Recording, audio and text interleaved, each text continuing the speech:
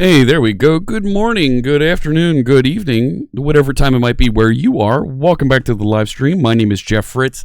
Today is November 15th, 2019. Greetings, my excellent friend. And we're going to write a little bit of code today. How's it going there, chat room? I see a couple friends here. Hello, hello. D.D. Walsh with lots of chocolate on the 19th floor of Bellevue Place. That's like a call out to all the folks that are out there. Hey, if you're in Bellevue, stop by Bellevue Place, get some chocolate. DD's serving. Oh my goodness. Tagaron, good afternoon. Wolfhound Jesse, good morning. J1859, hello.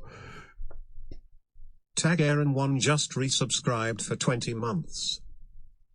Thank you so much for the resub, Tagaron. Really appreciate that with your Twitch Prime. Of course, Twitch Prime you get when you connect your Amazon Prime account to Twitch, completely free to do. You're already paying for Amazon Prime. You get the Amazon videos and all the good stuff over there. Free shipping every now and again.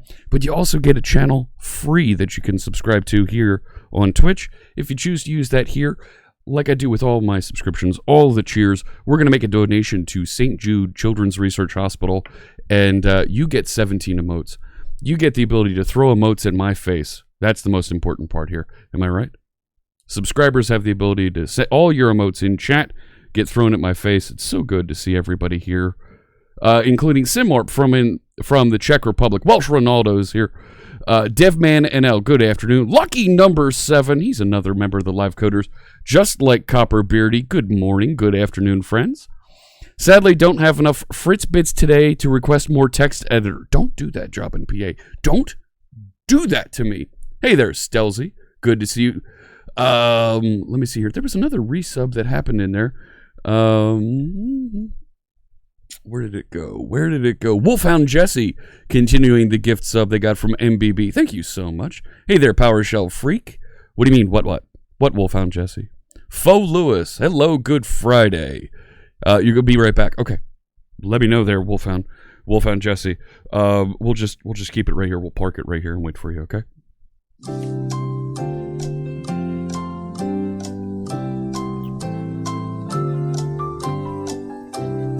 Let me know.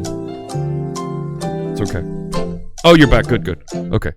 Headed to Amazon Prime. Thanks for waiting. Well, thanks so much. Let's see there. Musical Bookworm. Hello. Thank you for the love, Welsh Ronaldo. Good to see you. IT Latte. Or is it It Latte or IT Latte? Yes, I am the leader of the Live Coders group. Yes, that was my name on the GitHub issues. And we do those reviews every couple weeks and decide who we want to admit, who we want to reject, and who we want to remove. I'm not looking at anybody. We haven't removed anybody. It's a great group that we're really happy with. Musical Bookworm asks, what am I using for closed captioning? I need to document this. That's a really good question because it's a great plugin that I'm using from Rat with a Compiler. Closed captioning from, there it is. And that's a plugin for OBS that you can use that'll get you up and running in minutes. Real easy to connect in, and it automatically embeds things in the closed captioning feed that'll go out to Twitch, get captured and sent to other sources as well. It's really, really good. Just Latte. Not a problem, Just Latte. It's so good to see you, Just Latte. Thanks so much for tuning in. I've gone the other way now. What's the plan for today, says Fake Zero. I want to talk about one or two things here, and we'll get into some code. I think we're going to touch on just a little bit more CSS layout and fix up on our bot. And I want to make sure that we're saving configuration information properly, and talk about working with subscriber information here on Twitch and how we can get that into our bot. Copper Beardy could be the first at something. No, I'm sorry. You won't be the first to be removed from the Live Coders because I need to get right to the "You're the best" lyric in this song. It just takes too long to get there. You're the best, dude. Nothing to worry about there. Okay? Everything is awesome. It is. Everything is awesome. We're going to have a good time.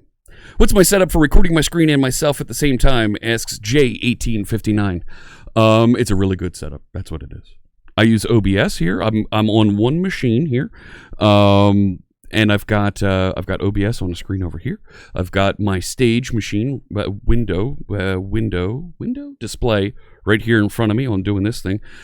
Chat room and my Twitch display and my checklist down here at the bottom, along with some other pieces of information.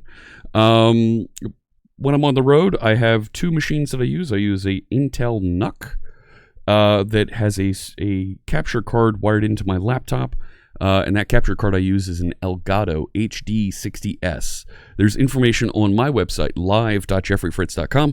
Links to all the materials, all the gear that I use, how I have it set up, and you can see all of my configuration right there if you're interested. I still have my Kalahari wristband on from Tech Bash this weekend. This week? Right? Where is it? It's over here. There you go. You can see the Tech Bash shirt. I'm wearing my Tech Bash shirt. That was a tremendous conference. I had the honor of keynoting this week. I got to speak a little bit about keeping up with technology, all the different things that are going on with .NET. You can check out the Tech Bash 2019 channel right there. They're broadcasting all day today. They were broadcasting the past 2 days live from one of their rooms there, their main room that they have speakers in. Check them out. There's some really great content happening as part of that event. It's the best little event that you haven't been to. It's a great conference here in the Northeast United States, nestled nestled in the Pennsylvania Poconos, about halfway between New York City and Philadelphia, right near Scranton. So you can go see where the office was, right? Where all the Dunder Mifflin paper factory is all out there, right? That kind of thing. So, really great conference at a Kalahari Resort indoor water park.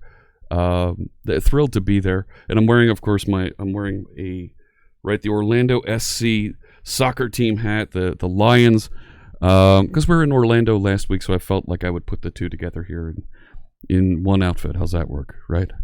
I've never been criticized. I've never been told that I'm a fashion plate, and you can see why. I'm amazing with this, aren't I?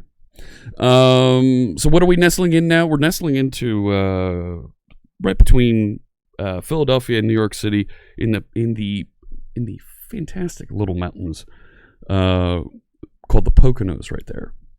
It'd be cool to combine a keynote with a water slide. I think that's too much. Am I talking about Code Mesh? No, and quite honestly, I don't think you'll ever see me at Code Mesh again. Very hard for me to get into that event, and it's an event at a time of year that's very hard for me to go to. Mary Jo Stabler, good to see you. Nope, it's not a WoW Alliance hat.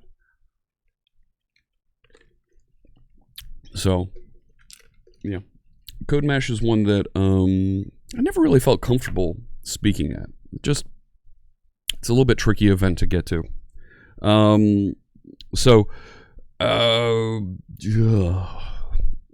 I've got something hanging over my head, chat room, and I want to get your feedback. Let me start playing some music here, and I want to just talk for a few minutes. And this is something I was talking to my friends on Discord this morning. But I want to get your feedback here. I'm going to play.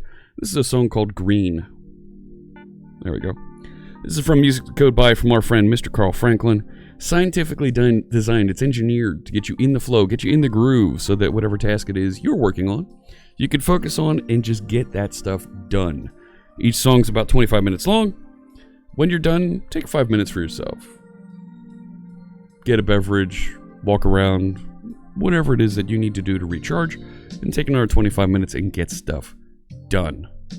Check it out, mtcb.pwop.com, or you can run the music command in the chat room,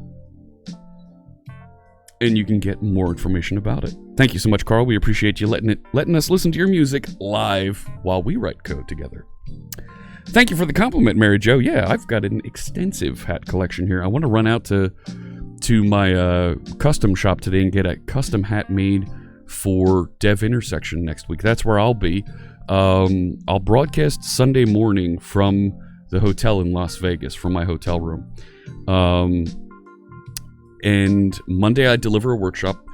Tuesday and Wednesday we're going to be broadcasting all day from the MGM Grand on the Dev Intersection channel. You'll find myself, Javier Lozano, Richard Campbell, and Carl Franklin, author of this music, hosting and talking to folks, technical folks, live on that channel all day long. Your chance to talk to some of the speakers, some of the folks that make technology go here in our industry. So I encourage you to check out the Dev Intersection channel later this week. I'll be back on Thursday with another solo stream. And Dee Dee and I, yes, we are planning a code party Tuesday morning from Las Vegas. It's gonna be breakfast with Dee Dee. That's what it's gonna be. We're gonna see exactly how much chocolate she brings to breakfast. See if she can find some gluten-free donuts. See how that goes. Anyways,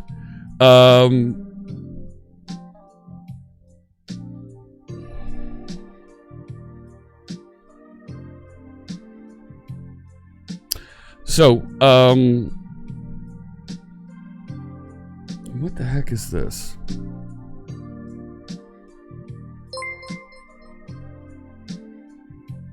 The Michael Jolly just resubscribed for 12 months. C# hype bot, C# hype bot, C# Fine, bot, goodbye. C# hype bot. Michael Jolly, thank you so much for the sub. Oh yeah, I really appreciate that. 12 months, that's a year.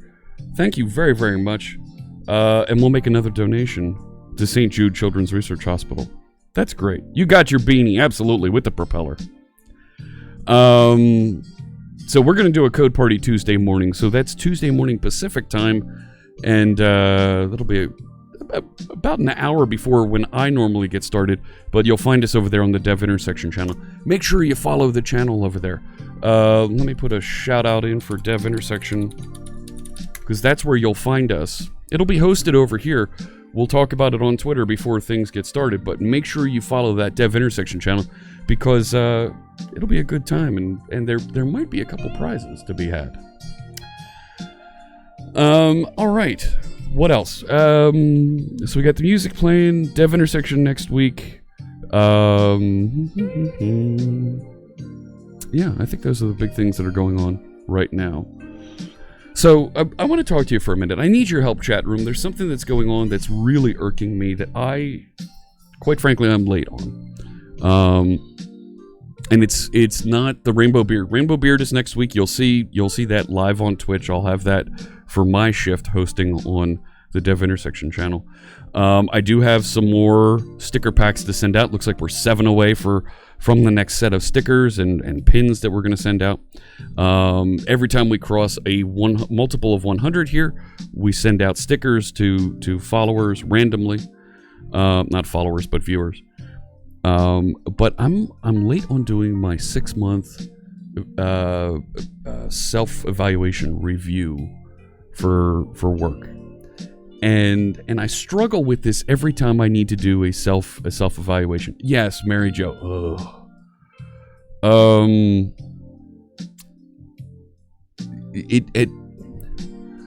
I worry about this because you need to be in the right mindset to talk yourself up, right?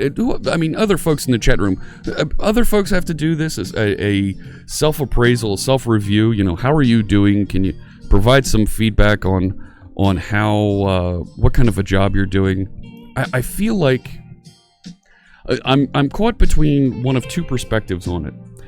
The folks have told me that they feel like it's a trap because it's you saying, here's how I feel about myself, and if you're not pumping yourself up and saying, look at all the great stuff I did, they don't need to reward you because you didn't do that much, even if you did. That's an interesting point of view. I feel like I need to be in the right mindset for it so that I can at least pump myself up. But I feel like if I say too many great things, look at all the folks that we had tune in and watch .NET Conf and participate in this event and that event, and we had great evaluations, and we brought in some amazing new MVPs and the things that I do, and if I make that too encouraging, too high and descriptive, it'll be blown off anyways. Oh geez, you know, talking way too much about these things. There's nothing really there to suggest, and you know, we can't take any of what this person writes seriously.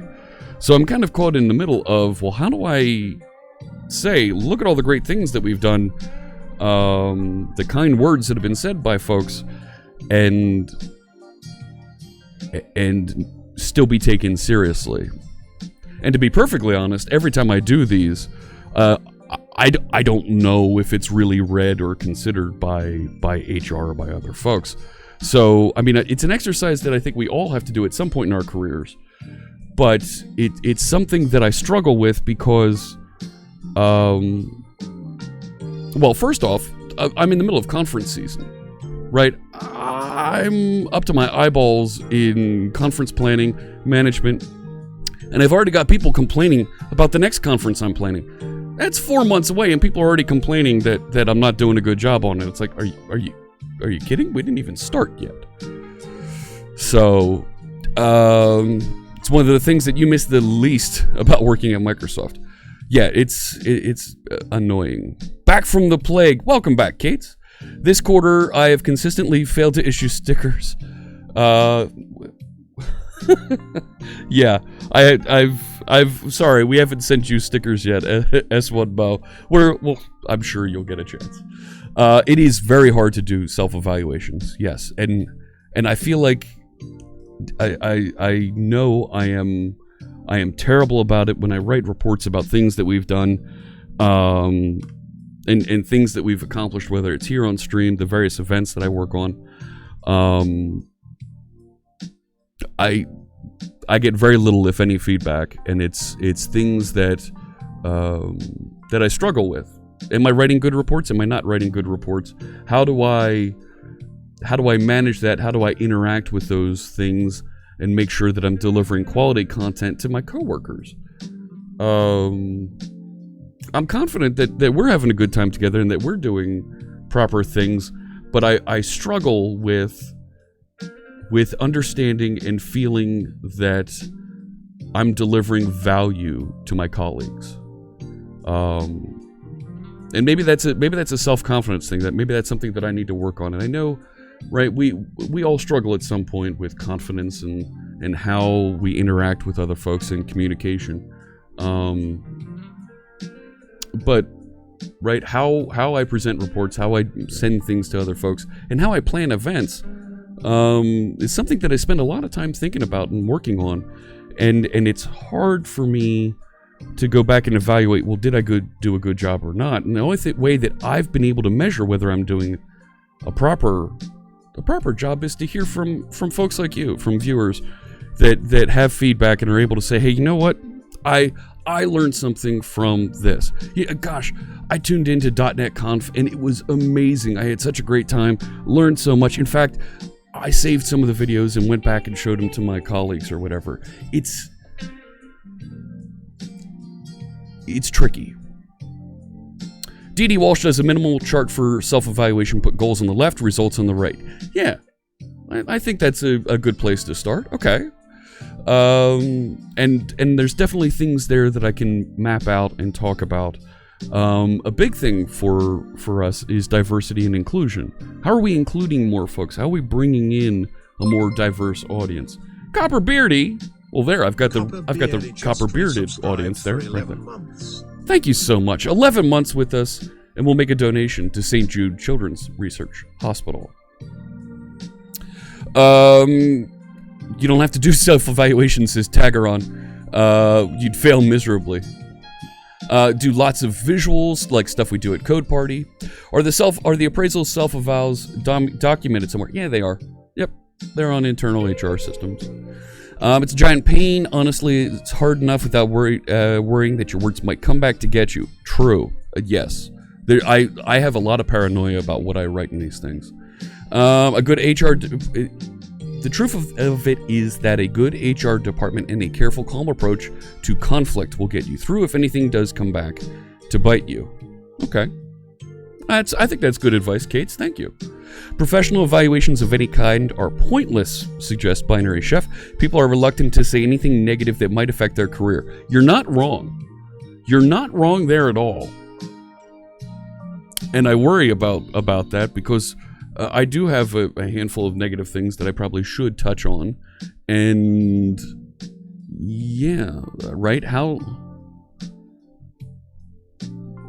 So, in evaluating myself, I've come to the conclusion that Copper Beardy is the best at being Copper Beardy. Nice. Nice. Simo is spicy condiment in disguise. Shh, don't tell anyone. You find you need to get a little mad in the evaluation enough to say, hey, I have done this. That's interesting. Okay. And here I'm providing evidence as to what I've done and what you're worth. Nice. Could I include quotes from others? Mary Jo Stabler. Look, that is fantastic to suggest here. That is a tremendous idea. Quite frankly, I have included quotes. I included references to in 2018, 2019. I was recognized by a couple of vice presidents for contributions, planning, events that I executed, and they didn't carry any weight.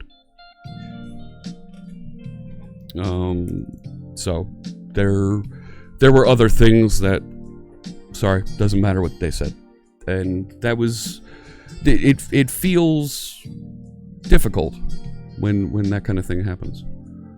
Be objective in your negative comments, should be fine. Okay. These are all reasons you're working like itchy double hockey sticks to remain self-implied. Yeah. Why company gives staff minor perks for identifying things that might not be so hot at. The goal is to be improvement. I agree.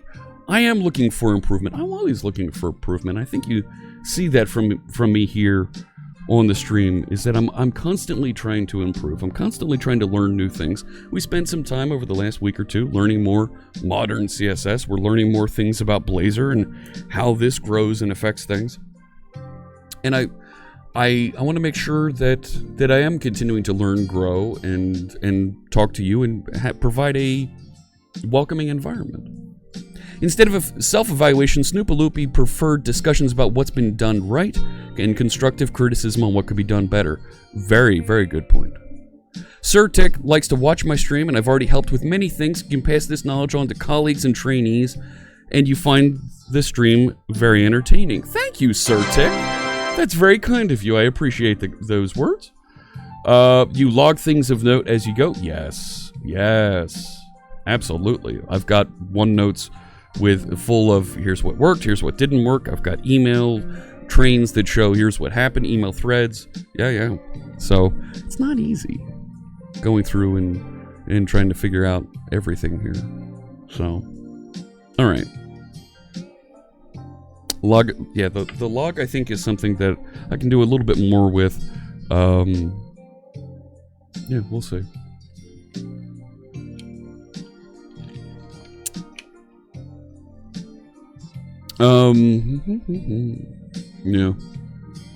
Yeah, I feel like because of my experience in my previous evaluations where I did bring quotes from folks, that those are not valued by the process. Providing feedback, providing information from other folks is not something that that was appreciated in my previous evaluations. That's fine. That tells me how I need to do future ones. Just give them stickers. Yes. Quotes will work for you if you use them to show you're growing in the areas they've identified as growth areas for you. Dee, that I've never gotten that kind of feedback before.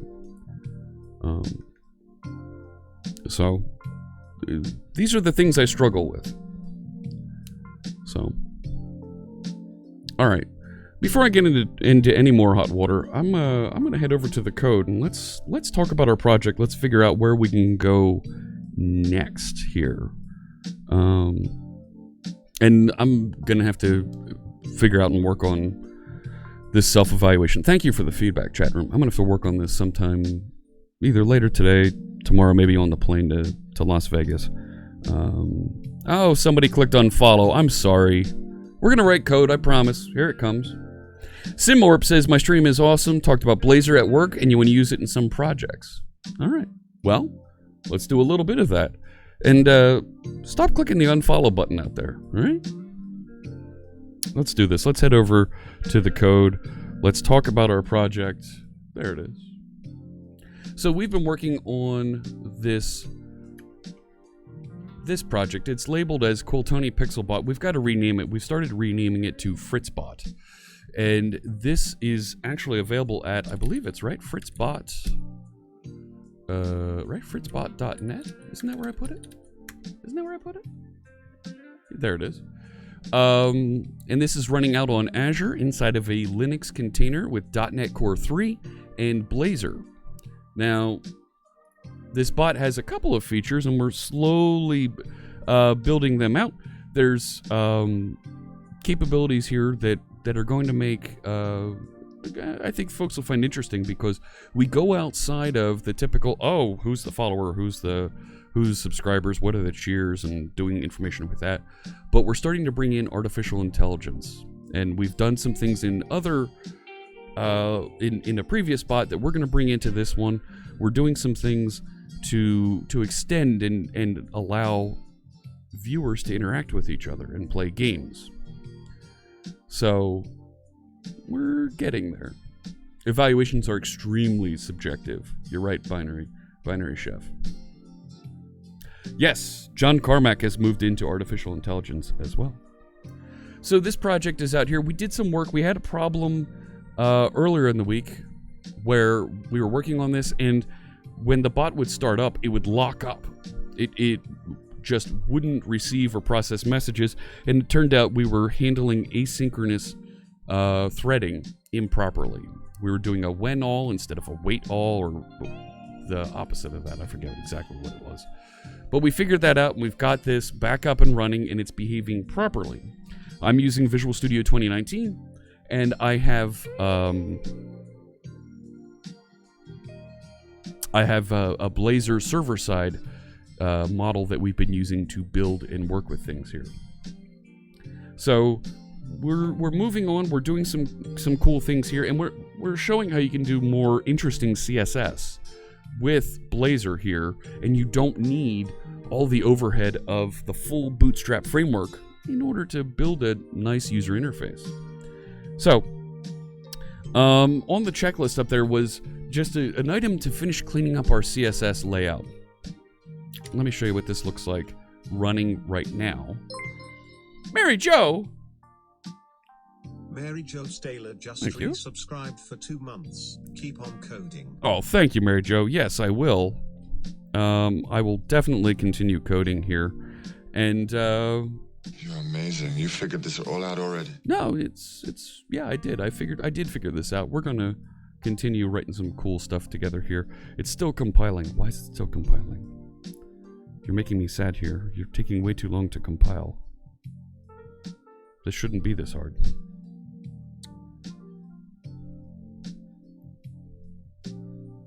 There we go. I got a fresh copy of the Visual Studio Preview here. This is 16.4 Preview 5. I literally just installed it before we went live here. So I've cleaned up the sidebar here a little bit. We can still do some more with it, but I wanted to make it look the same. We have to figure out a theme at some point. And the About page here was using some cards from the layout, from the Bootstrap layout. So we had an article, and we have these divs. They still have class row on them. And we have little areas here that are a card with a header and some body information that, because these classes don't exist, this is just div soup, and it doesn't look like anything anymore. So we need to clean this up a little bit. You notice that by default, Visual Studio seemed to have code analysis turned on during build, and you turn that off. Oh, okay. J1859 asks, what does the Pixelbot do? As a project, what is its job? So, some folks build chatbots, they build ways to interact with Twitch, and that's nice. But if you want to get beyond managing just one channel, how do you learn and figure out how to manage 2 channels concurrently? Or 4? Or 20? Or 200? So its job is to be able to scale and provide some innovative features that, quite frankly, other folks that are building bots don't want to touch because they're a little bit out there. Image recognition, artificial intelligence, ways for viewers to interact with each other and play games and do interesting things that are more than just interacting in chat. So we're slowly building these features. One of the first things that we've built here is a widget that is a user activity train, but it will respond initially to a follower train, right? This person followed, and within 5 minutes somebody else followed, within 5 minutes somebody else followed, and that extends the train. And we have a train that has cars that get tacked onto it as those followers happen. But we're going to add into this the ability for that train to respond to subscribers, respond to cheers. All the plumbing for that is already built, but we'll adapt to make that work. We're also going to bring over some of the other features that we've experimented with, including the machine learning ML.NET technology that I showed off at TwitchCon. We'll bring that in here so that it starts analyzing and responding properly to folks in chat, giving sentiment analysis scores. Just like that number you see in the middle there at 100%. Are you kidding me? We're at 100%. Holy crow. No, where's the... I need a good... Everything is awesome. We were at 100% positive sentiment. That was amazing. Thank you so much, chat room. Yeah, I do have this. Good morning, TBD Gamer. So there's all kinds of things, and the way that we've built the bot, it's very extensible. So we're going to be able to, we'll clean up that framework a little bit, but you're going to be able to build one or two little Razor files with a C# file or two that says, here's how I save configuration, what my configuration looks like. Here's how my configuration screen looks like. And here's how the widget behaves. And you should be able to, when we're done building that properly, just drop it into the same folder as the bot. And it will light up those features for everybody who's using the bot. Atomic J is here. Oh my goodness. There she is. Good to see you, Atomic J. Good morning, good morning. Jump from 15% to 100%.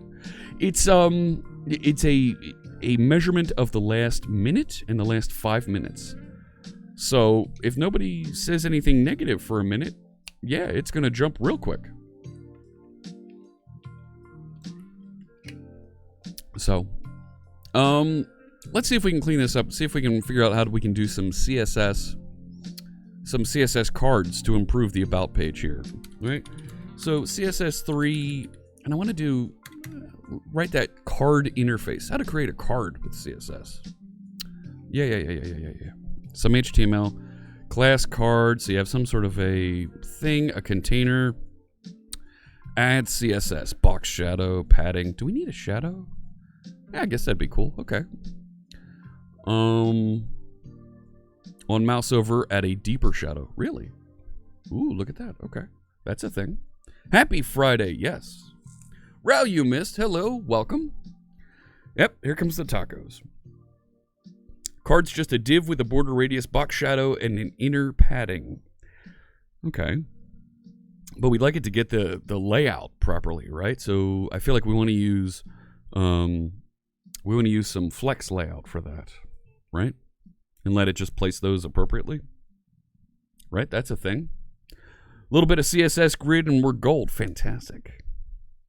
Bootstrap tacos or W3? What? W3. Bootstrap cards. Yeah, no, W3 cards. Yep. Just saw the end of my name. Okay.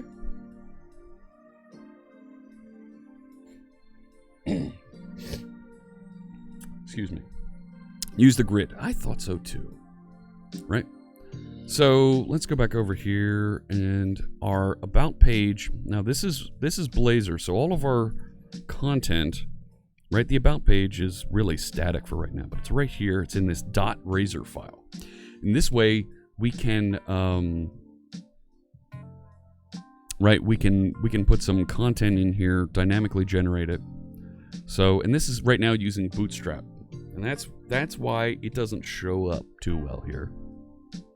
So, is what my last name.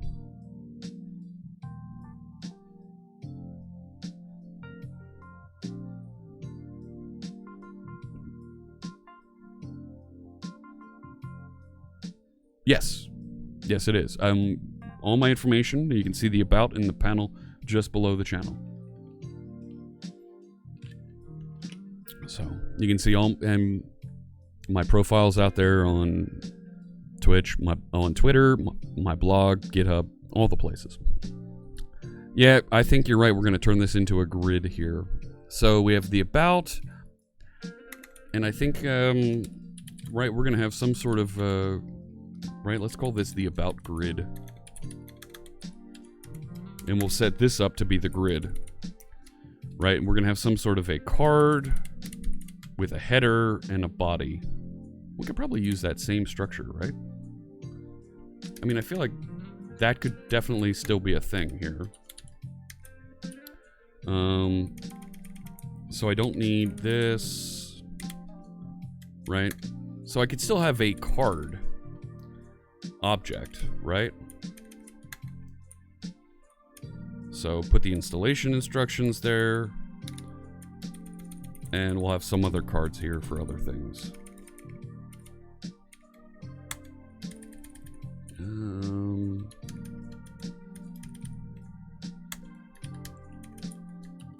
Right? That's not too bad, is it? Just learned about CSS Grid not too long ago. Where has it been all your life? I know, Atomic J. I'm learning about it as well here.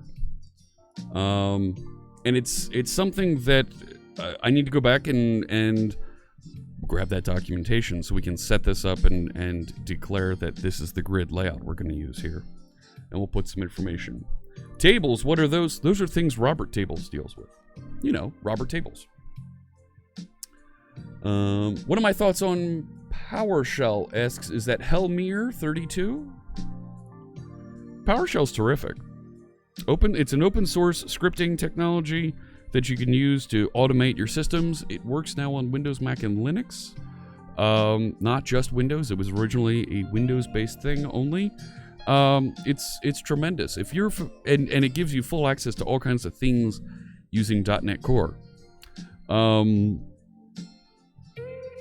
If you're a Windows person and it's the way to go to script and interact with Windows services, and it works great now on those other operating systems.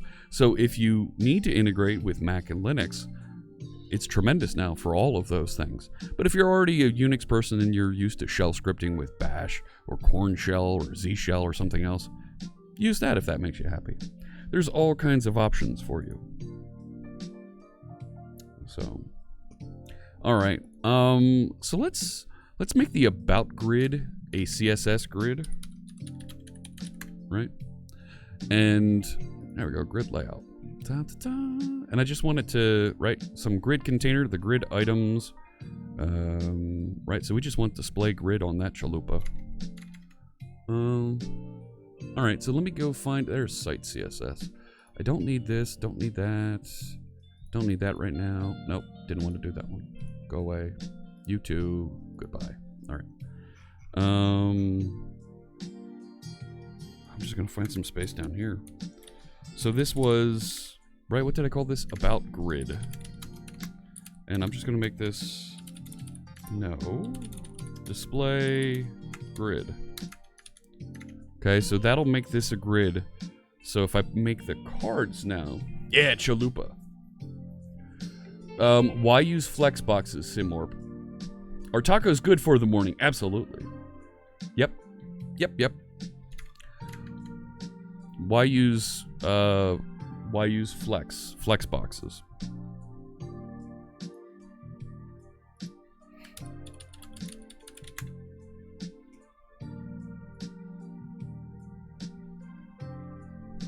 Block for sections of a web page, inline for text. The flexible box layout module makes it easy to design flexible, responsive layout structure without using float or positioning, where grid-based layout system with rows and columns. No, you know what? All right. Yeah, I think I do want to use flex because I don't care the layout of these.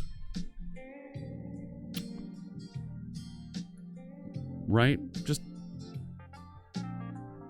flex direction defines the property in which the container wants to flex the items.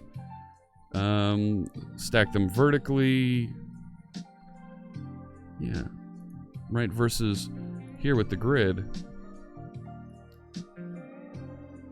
They never stack. They never go anywhere. So maybe I do want display flex. Let's try that.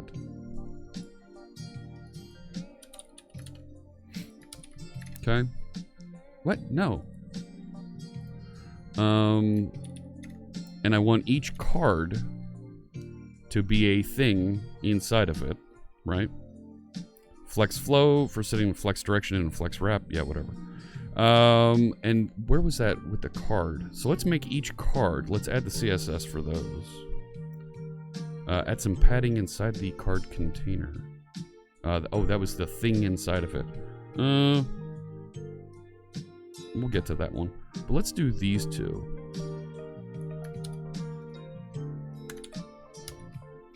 And if I go back to my page,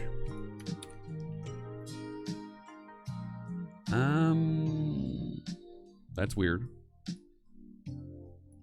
right? I feel like a card needs to have some initial size here, but, right? So maybe we put let's put a 4 pixel margin on these and set a min width of No, a max width of, let's say, 200 pixels.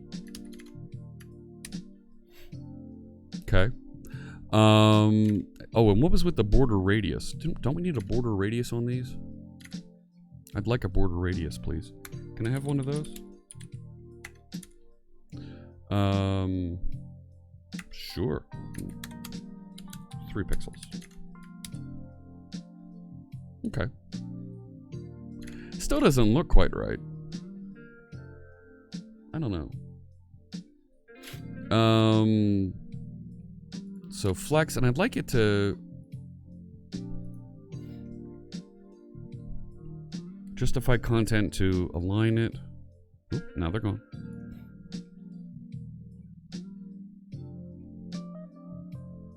At the beginning of the container, flex end. Space around with space before, between, and after the lines. Let's do that. That sounds good. Right, does that do a thing for me? I feel like we still need some padding inside the card. Right? So if I say right top, right bottom, left. So if I say I want 4 pixels, the bottom, let's make it have a lot of space. And something like that. That looks a little bit better. About grid. About grid. Yeah, that's right.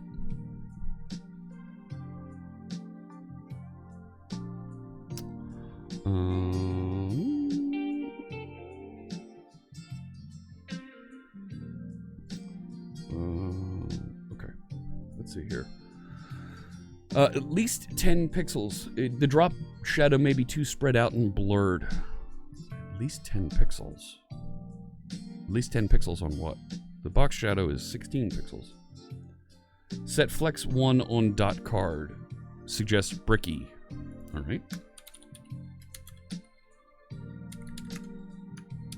if we do that, what did that do? What did flex 1 do?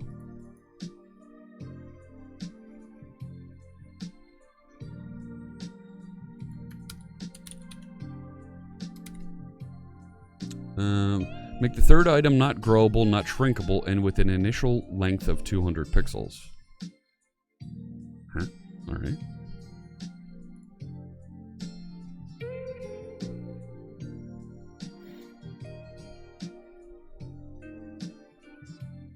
Okay.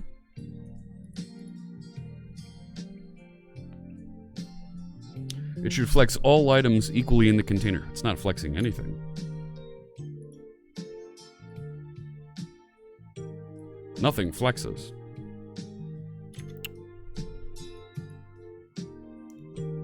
So, right, looking at this, right, there's nothing inside of the flex. Display flex, align items, stretch. All right, so we need to tell it what to do with the items. Align items. So where's that? Perfect centering. The following example, perfect centering. Align items center. All right, let's try that. That was on the container.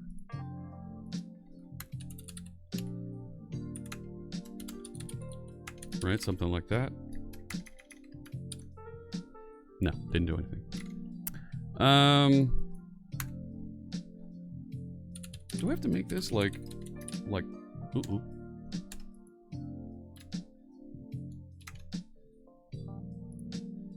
Where'd everything go? What am I trying to do? I'm trying to make this look better, to be perfectly honest.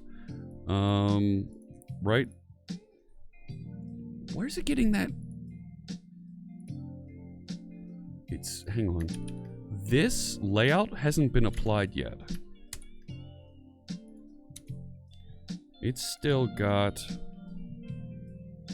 Yeah, it's still got the old... I need to restart this. I don't have the HTML coming into it.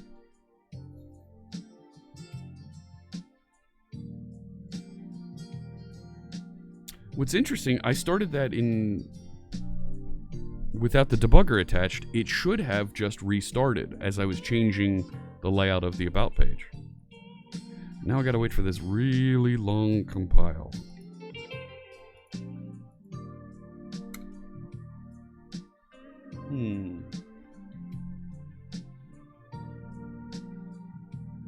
Well, Morzel, I should be able to do that. Now it's looking better.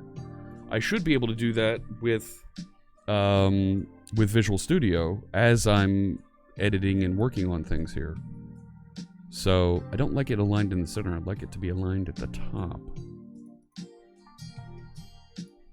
So I don't think I want align items, right? I don't think I want that one. That's better. And it's got space around it because I put that there. And I set a max width of 200. Let's, right? Well, what are the flex things here? Right, 0, 1, and so let's say 0, and the last is, what's the last one?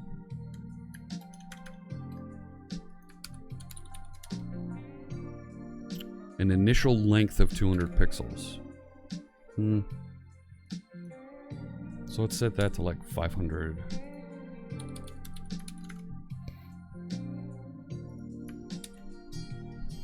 That's not bad. Right, and it grows.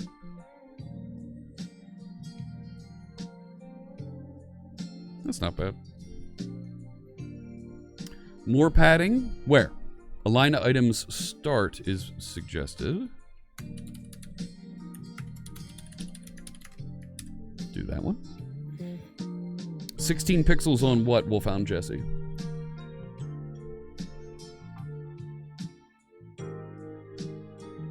Runtime compilation of templates was disabled.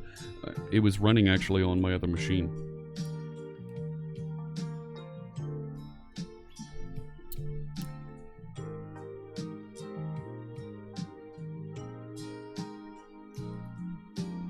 I feel like I want to put a title on these though, right? The card header. Let's see if we can make that a thing. Right, card header, like that.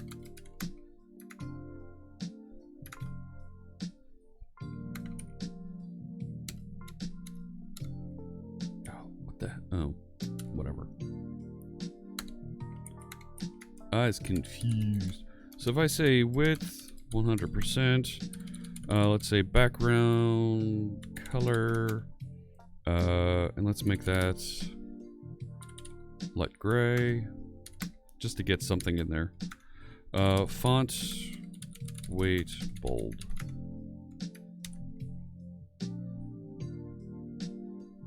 Better, but because I have... Let's make the margin on this. What was it? I have a margin of 4 pixels there. So let's put the margin on this of -4 pixels. So it bleeds outside of it. Nope. That didn't work.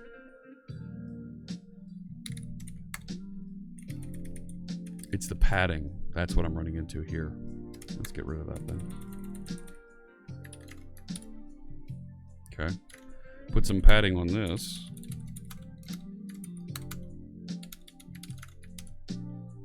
Give me some more. That's better. And it's still bleeding over here. Why is it bleeding out? It's not margin I'm asking for. Nah, I don't want to put calc. Nope. Card needs more padding around the text. Okay. So if we do that, right now, I've still got to fix the header, right? If we say card body has padding 10 pixels.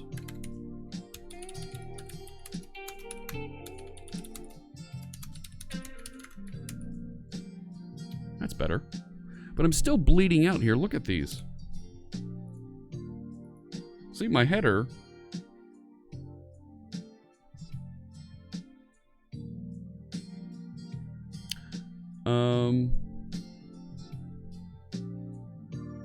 Box sizing border box might fix the header. Let's give that a shot. Ugh. Box sizing. I'm not familiar with box sizing. The specified width and height of this element determine the border box of the element. Ooh, okay. My gosh, good call. It means the width includes the padding. Very nice. Okay. And Kate's is suggesting using an H5 for the card title. Here. So, well, gosh, at that point, right, I could do this. Why did... No, I didn't change that one.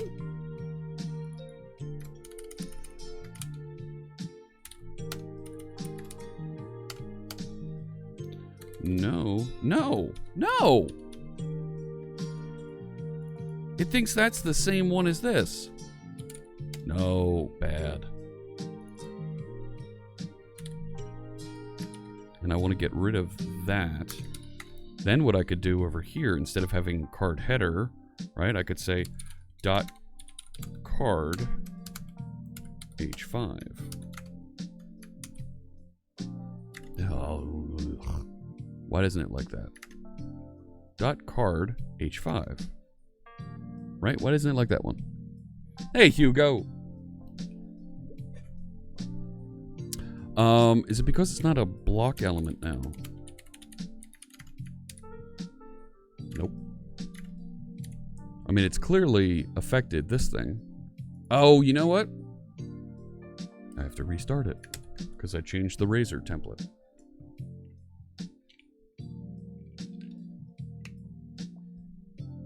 How am I selecting the opening and closing elements?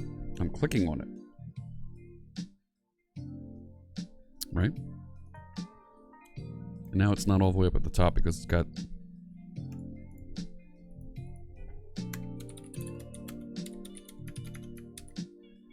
There we go.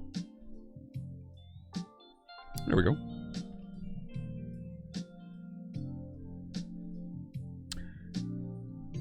Yeah, so we got rid of the card title class, and we've shrunk down the amount of HTML we need to generate now because it's inside this. I think that feels much better. Is there a shortcut to edit them both at the same time? Well, when you start typing on this one, it thinks it's that one also. So if I change this, right, Visual Studio will change that for me because it thinks they're the same. Right, I was jumping onto one of these and I wanted to change it to H5 and I wasn't doing that properly. I feel like the card body element here, I feel like I want to make the font size for that just a little bit smaller. Right? What if I go like, just make it a little bit smaller. So we'll put some more stuff over here later. But I think that's a little bit better. So, and right, these don't stack ever.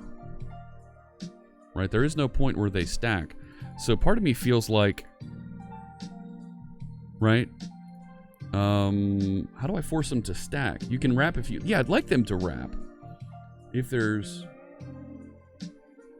right, if there's a width that they shrink down to. Flex wrap. Specifies whether the flex item should wrap. Yes. Okay, so flex wrap, wrap. Will wrap if necessary. Okay.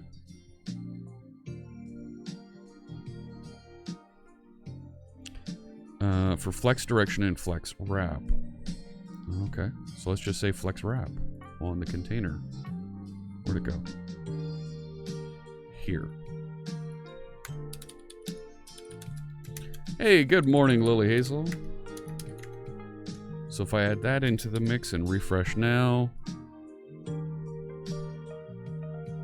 Part of me would actually like this one down below in a second area. You know? So there's stuff about the bot, and the about is in a secondary group down below. You know? Is there a way to define that? Or is that where I should be using the grid layout instead?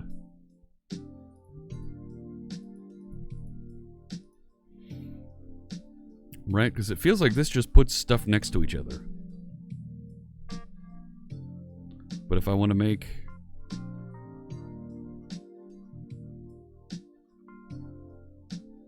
no.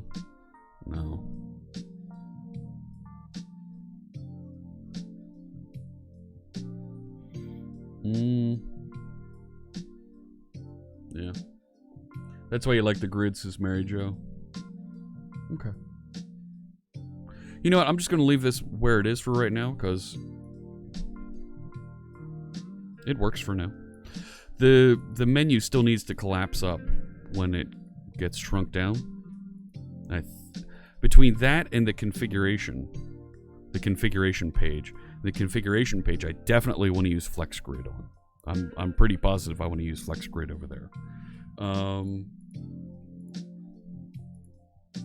Let's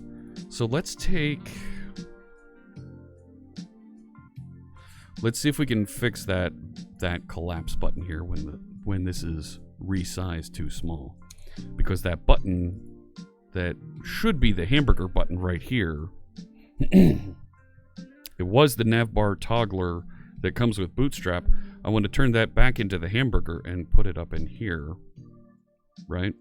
Up here or over there, and when you click it, show the menu.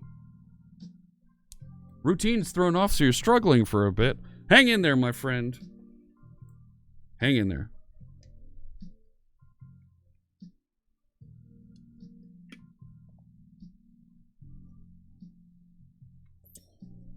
I should remove the max width suggested bricky. This one for the card. Well, if I do that,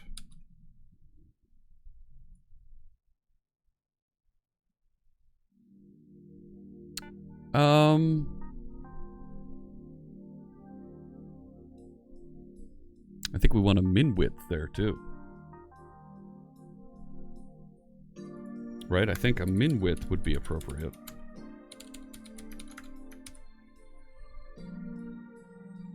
Right? So that you can't get too small.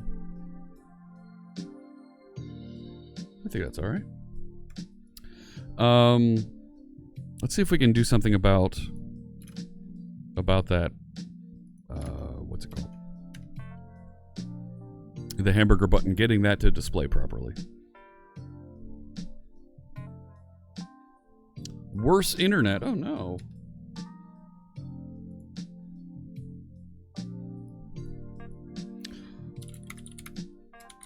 Let me do a commit here. Fixed the layout of the about page to now use CSS Flex. And I'll sign that when it comes up.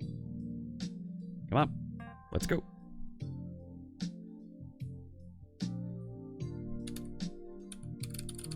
Okay, a couple somebodies are playing with the followers here, because Social Blade is showing me 5 numbers more than this.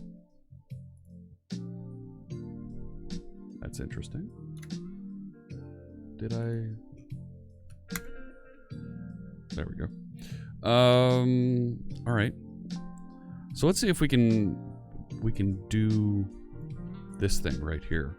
So isn't there an option? Isn't there, right? The font that we're including, doesn't it have this one, the Open Iconic Bootstrap, right?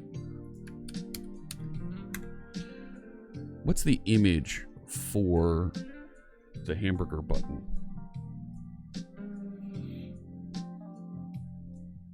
If their hamburger menu is an actual hamburger, nice.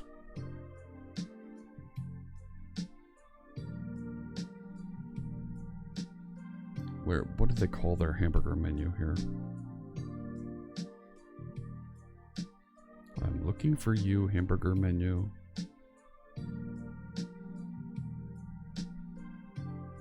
It's not one of those. Menu. Of course it's just menu. Of course it is. OI-menu.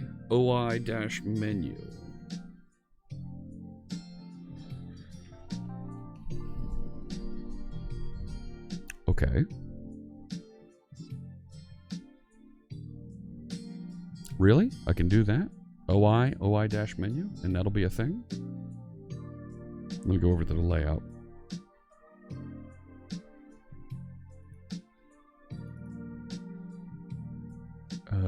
No, it's not in that one.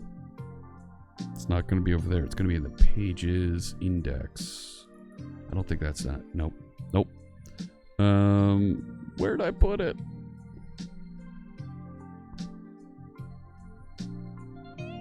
Well, if that's not it, and that's not it, and it's not that one, this page is. There it is.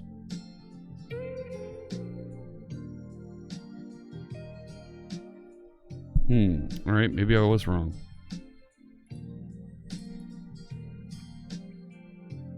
So the nav menu is here. There it is. Okay.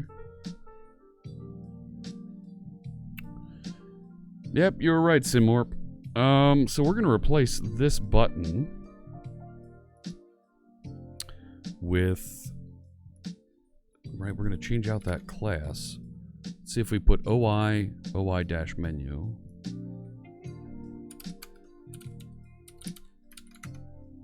Let's see if that actually... I need to restart.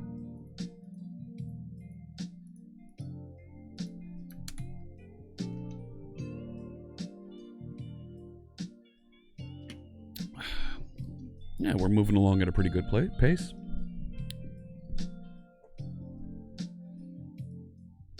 There it is.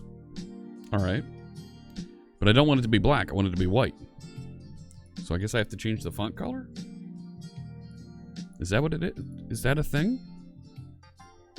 I feel like that's totally a thing. Right? Because it's right there.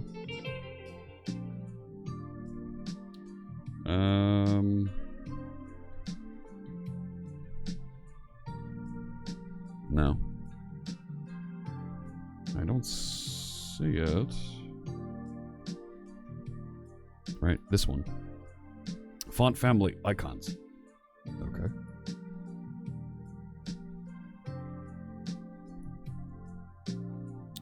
So what happens if I put color white? Yeah, okay, that works. So that was OI-menu. That's inside of navbar toggler. Let's grab that. Go back over to the CSS.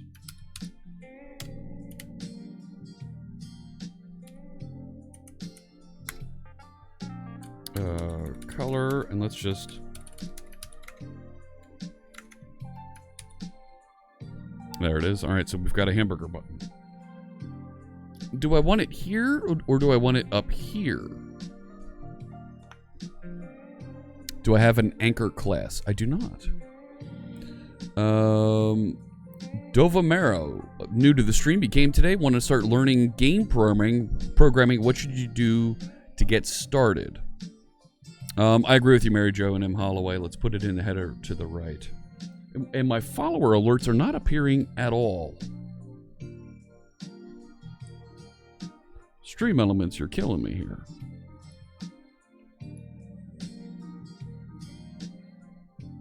None of my follower notifications at Stream Elements are working, actually.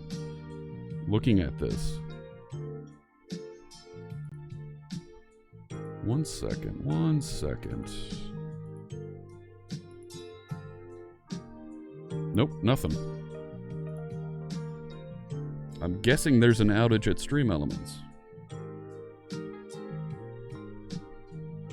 Because I'm not getting, yeah, I'm not getting any kind of notification from them. I think Stream Elements is having an outage.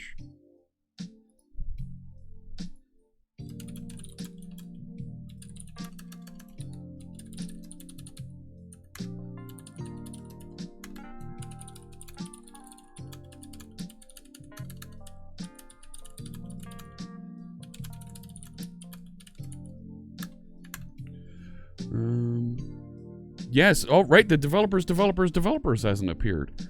Where would you go to get started, Dovamero? Game programming is one of the most complex disciplines to learn software development around. You're going to need to learn a game framework language and technology. A lot of folks use C++ as a programming language for it, and there's a bunch of different frameworks that folks use with that. You can learn C# like I program with here, and you can use the Unity framework with that. But get started with a language and start building from there. Figure out what type of game do you want to build. Are there engines out there that support the types of games you want to build? And figure out and target those for learning. So figure out where your first goal is. Then that's going to help set some of the definition as to where you go. Unity is a great one to start with. Yep, there's courses on Udemy about it. Points out Wolfhound Jesse. What happened there? Featured chat went out on me too.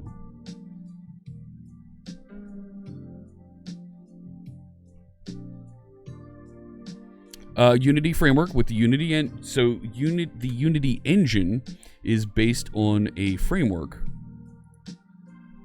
written by the folks at a company called Unity. So, but check it out. There's all kinds of options there, and there's courses on places like Udemy you can go. Our friend Lana Lux, she's another member of the Live Coders. You can find the Live Coders if you click the link below. She's doing some work right now with Unity, building a game on Twitch. So you can see how she goes through the process of building object models and then programming them live on stream. Really, really neat stuff. Thank you for the shout out, Hugo. There's a bunch of other folks on the Live Coders team that are writing games as well, including Tim Baudet, he really likes racing games. So he's been building racing games on stream. Really, really great stuff that you can check out, and you can see how they do things, learn a little bit from how they do that, and you're going to need to do some homework on your own with those technologies. I agree. Let's see if we can move this to up here. So when it appears, right, can we just do a position top right? Can we just cheat and kind of move it up there, right? So here, can we just take this and say position absolutes top 2 pixels, right? Right 2 pixels, right? And it's just there now. And I also feel like this looks kind of cheesy. It's like not the right size here, right? I feel like we want a width of can I do 4 EM? Is that a thing? That's too big. 2 EM? Not big enough. 3 EM? And can I make height? Can I do that? 3 EM? Is that a thing? I feel like that's too big now. What if I do like 2.5? Is that a thing? 2.5? No. Right? Can I do something like that? I feel like that works.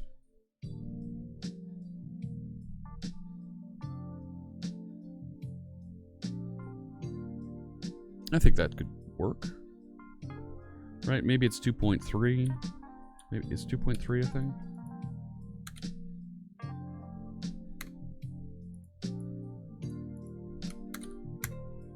That works. Alright, so let me copy those. Let me put those on the navbar toggler so that when it appears... There it is. Right? So now that that's in the right place, but when I click it, it still isn't doing the right thing. Let's go to the console. Console's not going to show me anything because this is running C# code. Much better, says Webface CA. Thank you. All right. We're on the right path here. So it was nav menu here. So on click, toggle nav menu, right? Let me go down here. It was called Collapse. Was the previous name of that class. Well, okay, we can put that into our CSS. Right? Somewhere down here. I don't know. Hey, there's our followers. Thank you for the follow. Jatin Sharma 007. According to... this isn't updating, but according to Social Blade, and I keep this open because I don't trust what's happening over in Stream Elements. We're at 8,800. So I think we can run a raffle. I think. Let me put that collapse class in here. Right? Because... Is that here? Sidebar collapse. Okay. Yeah. We need another one so that when it is smaller, we don't have a top row anymore. Let me get rid of that.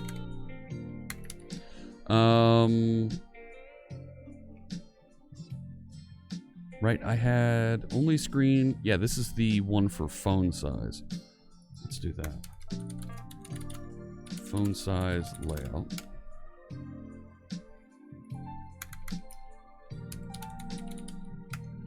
Collapse, display, none.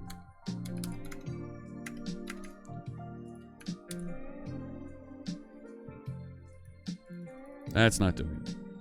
All right. Let me come back. Someone actually pronounced your name right. Well, welcome. Thanks so much for joining us, Jatin Sharma. It's so good to see you. You know what? Let's do this. Let's run a raffle. Let's give away some stickers because we crossed 8. The number I'm seeing now is 8801. So I'm going to update. I'm going to force this to the right number here. There it is. Let's, now is your time. Yes. So I do have a bunch of these to send out. I'm going to make it a thing to do that today. I am absolutely going to make that a thing.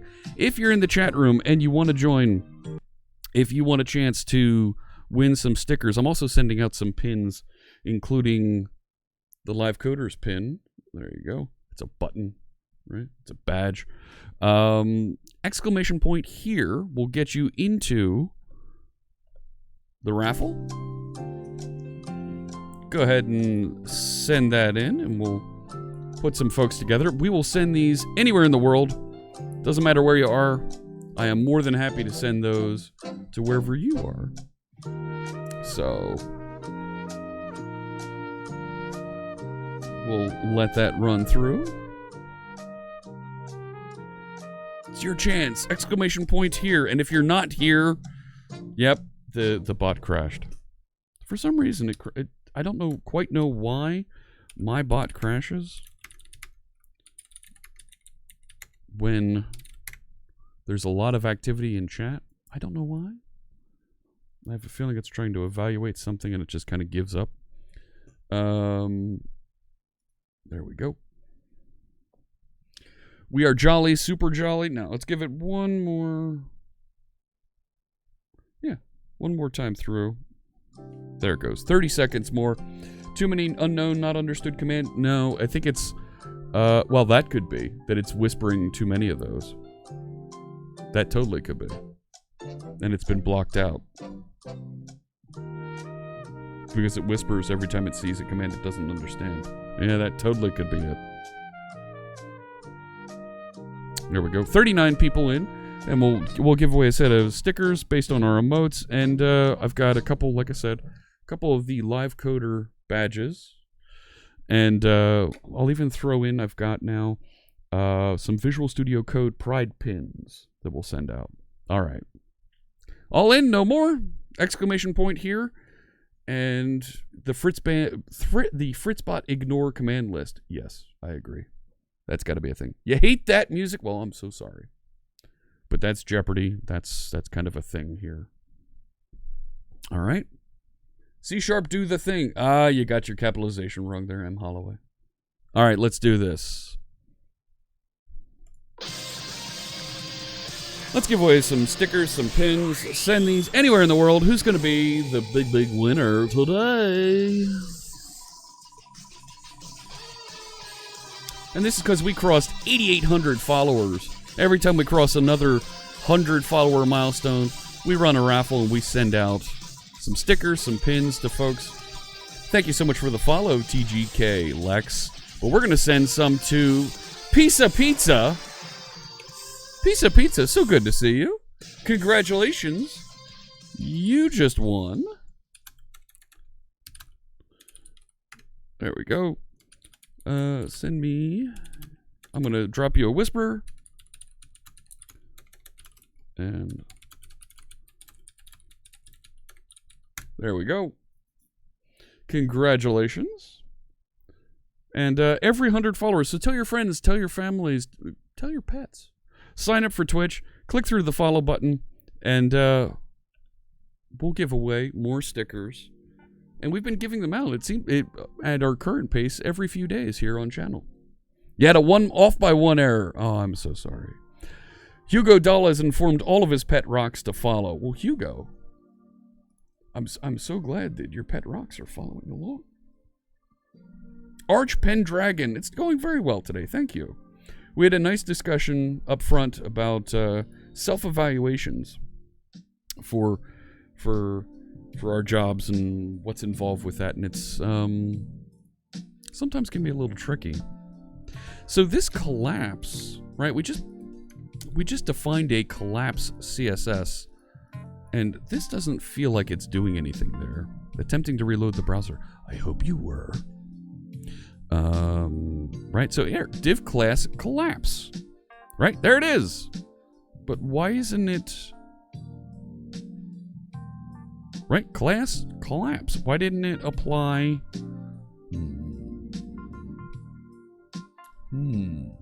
Self-evaluation. Give me money because I'm good enough. I'm smart enough. And doggone it, people like me. You know, it's a pretty complicated and lengthy subject, so you're wondering if I could recommend good books or courses that specifically target application security. Troy Hunt is the world's leader in application and system security. Okay? Check out his writings over on his blog, troyhunt.com. He has a whole bunch of courses on Pluralsight. Check those out as well. They're really, really good stuff. Discord's a nice place that you can talk to folks as well, but definitely check out Troy Hunt.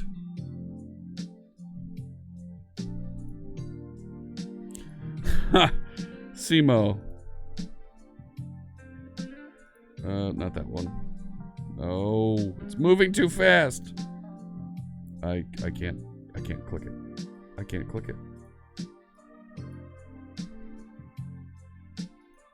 There it is.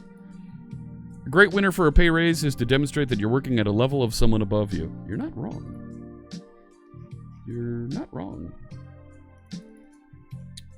You like the lion hat? Yeah, that's Orlando City in the MLS. That's their logo.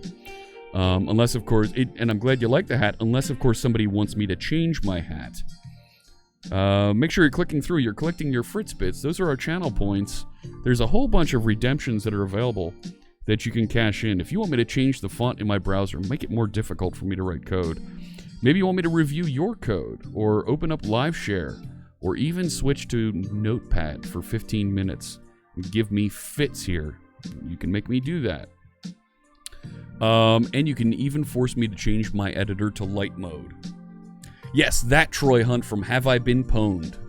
Do I have a limit on the redemptions for Notepad? Yes, I believe it's only twice a stream they can be redeemed. So, yes. You can give me fits if you'd like. Coding in light mode like an animal. Well, did you see the clip last time? I actually put on my sunglasses so I could code in light mode. It was so bright here. I had to. And it was much better than Hot Dog Stand. Amen to that. It's weird, right? Collapse, right, is turned on, not for, right? Div class collapse, that's turned on, but it's not picking up, right? Min width 320, max width 480. Is it because that's not wide enough? Or that's too wide? Well, there it goes. Okay. That's a thing. So, but it's still not showing me the things here, right? And if I click that, it didn't, right? So I click that, and it didn't trigger this to change. Oh, there it did. There we go. I was in inspection mode. Okay. Okay. I'm feeling it. I feel like there's still too much space here, right? So the toggler, what?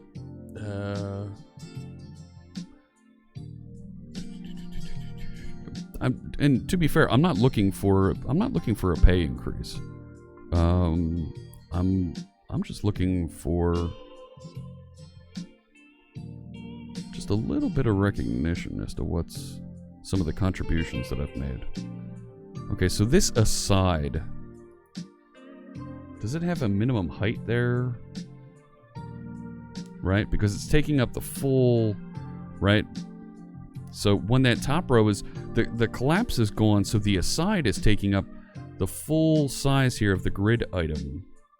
I feel like let's look at the grid. Right, so this, right, if we look at the grid, display grid, right?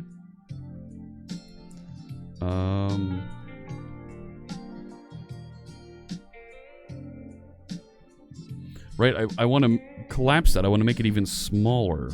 I want to make it the minimum height that it needs to be. Right, grid row 1, 2. Oh. Right. And look, the copyright down at the bottom is the wrong size also. Right. So it looks like, right, I need to tell it how to size those grids better. But you love the stream. Well, thank you, Musical Bookworm. I'm very, very happy to hear that.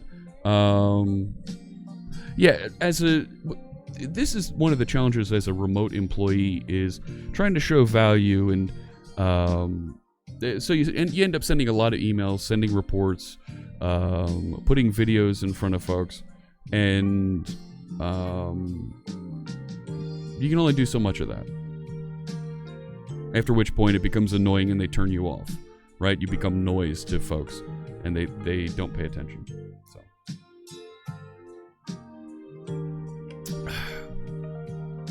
Making sure your teams understand their contribution and their effort is appreciated. Just saying it can make a difference. Indeed.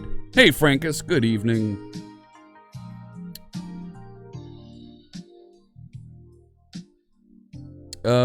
Super Epic Ben.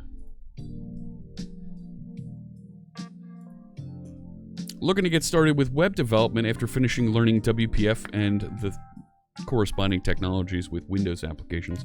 For a total newbie in web development, what and where would you recommend to start with? You're interested in .NET development. So you're going to be looking at ASP.NET. Take a look at ASP.NET Core. Start with Razor pages. You're going to need to learn a little bit of HTML, which is going to be a different markup than you learned with WPF and XAML. Get your feet wet with HTML. There's a lot of great HTML courses, simple HTML courses that you can follow. Once you know how to format documents for the web with HTML, you're going to be able to use Razor pages to generate that markup and use some of the techniques that you learned with WPF, thinking specifically around the model view, view model, some dependency injection that you may have learned to inject and make your pages consume content, work with data, and present elements on screen. After that, you're starting to get into some intermediate topics. Come back to me and ask at that point. So, thanks so much, Super Epic Ben. I appreciate the question. So the grid, I think when we get smaller here, I think I always want that copyright. See how it kind of grows on us here? I feel like that grid, the copyright size for the grid just gets a little crazy here, right? And that might not be right either. So at that phone layout, here we go. So it's minimum size of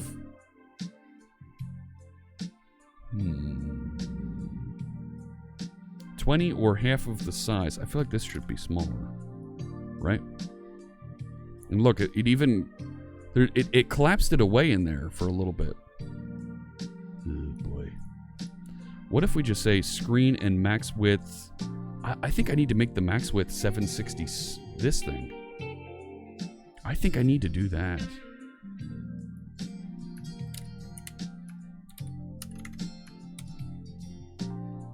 Right? Because, yeah, that feels better. And I've still got this not behaving properly. And that's not collapsing anymore.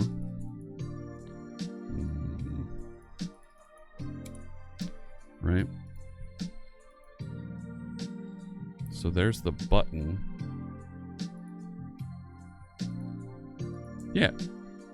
Div class collapse and it's not disappearing. So this is now this group here. Collapse. Display none. Why you no disappear? Are single page applications possible? Frankus, good question. Let me put that up there.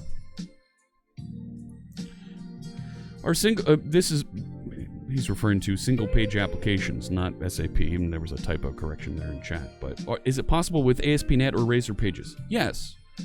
How you generate and build that initial page layout that hosts Vue or Angular, you can absolutely do with Razor pages.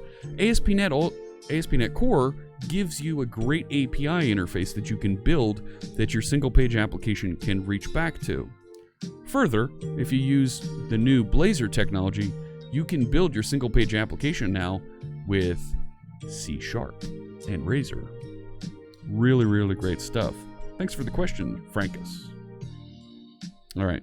So why doesn't that actually collapse?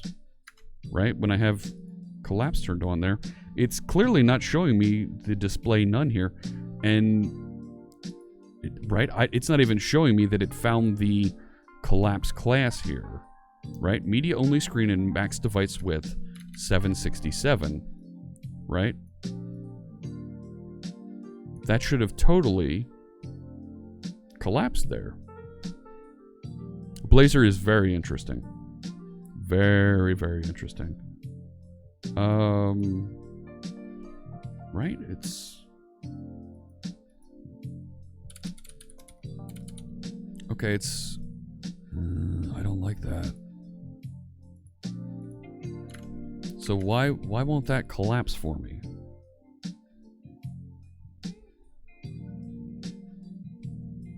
I feel like I just want to say... that's not even collapse, right? Never collapse the sidebar for widescreens. Well, no, I don't. Oh, wait. Min width 768. So I've got two of these that are min width 768. Okay. I think I need to get rid of this one. This is the old one that was in here. So let me get rid of... Right? Make sure this still works. Because this was from when I was all Bootstrap. It was Bootstrap-orific. Yeah, that was a thing.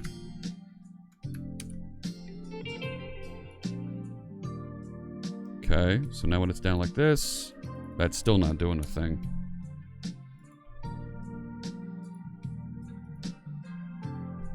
Yeah, div class collapse, and it's still not collapsing. Why you no collapse?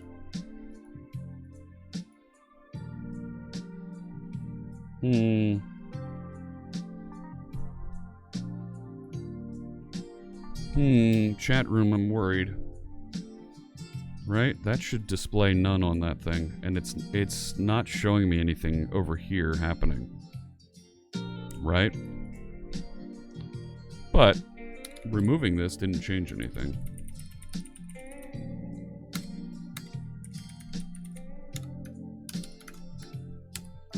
Hard refresh on that. Nope. Still not going to show me anything here. Because it puts that collapse on there. Oh, layouts with tables and 1 pixel transparent GIFs? Yes. Morzell, let me come to that question, because I hear that a lot from people. Morzell says, love the concept of Blazor, but hopes it has better carrier than Silverlight. Here's the thing. Silverlight, like Flash, ran with a plugin in every browser. So you had to install a plugin, and we're still getting hounded to this day to install plugins for Flash.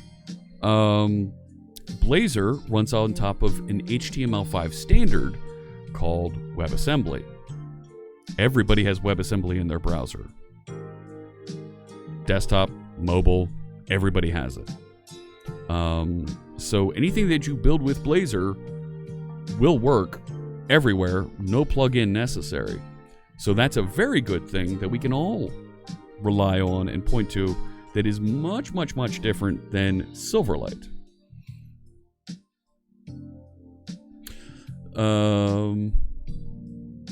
Did I lose the on toggle settings? The on toggle settings. No, you can see it's setting the collapse class right here. And it's just not taking that layout.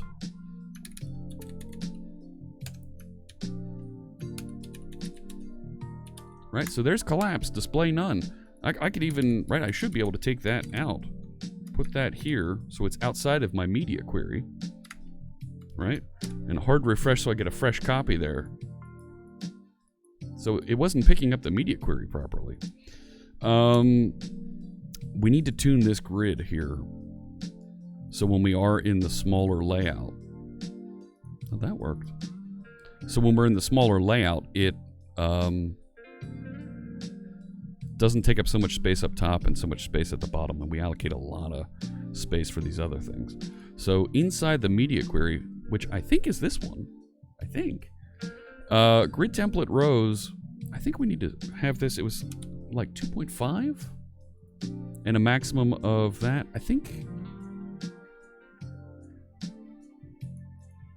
And the bottom as 2 EM. I think we can even change that to like 0.5. Right? No, it's. I don't think this is getting picked up here. Media only screen and max device. Oh wait, that's max device width. Nah, it still didn't pick it up.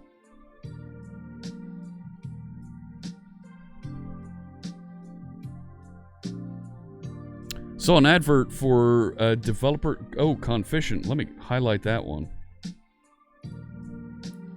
Job advertisement for a developer for an F1 racing team this morning, looking for Blazor experience. Ooh. Ooh. That's interesting. You can do it! I know where I'm going to apply. Nice. Thank you for the follow, Real ABC. Appreciate that.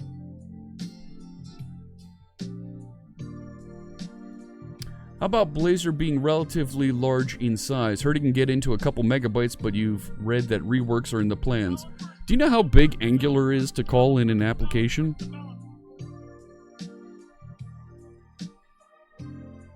Yeah. So get back to me about that. And even then, it's cached once it's first downloaded. So they are doing things to tree shake and make it a little bit easier and compile up smaller, and that's always going to be a performance rush for all those folks that are building client-side technologies. So, thank you for the follow, LubDub. How's it going? How much is Angular? What do you mean, how much is Angular? Angular's pretty freaking big.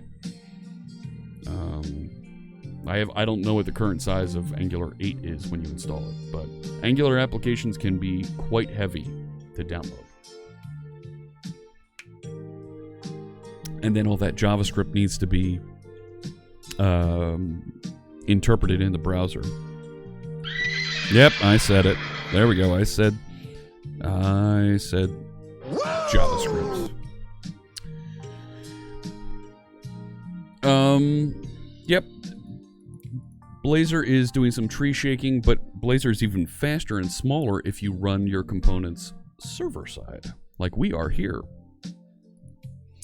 I don't feel like this is being abided by at all. You know?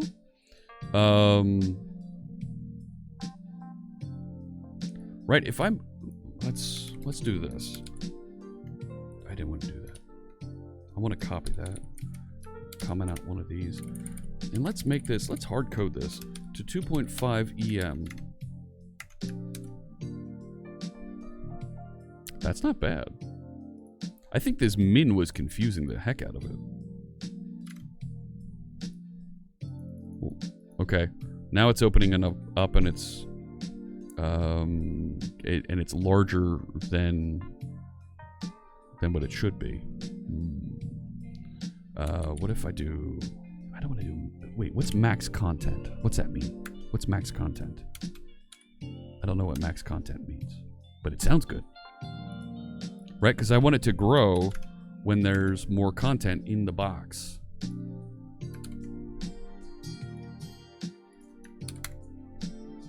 $415 meg. What's 415 meg? Is that how big Angular is when it installs?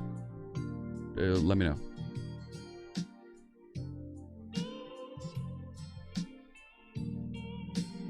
It'll grow to the max length of the content. Perfect. That's the kind of thing. Grid template rows. No. I wanted... And max content.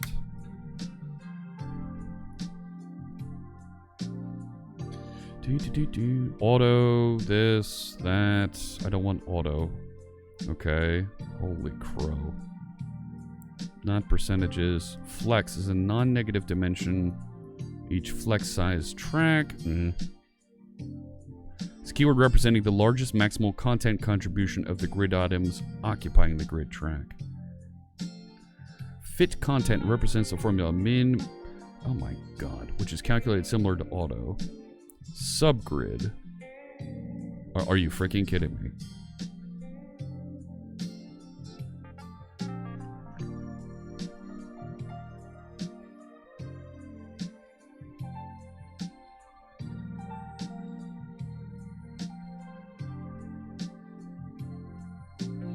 Is Angular larger than Vue or React? Don't know. They've all got similar issues that they're dealing with. So what does what does max content do?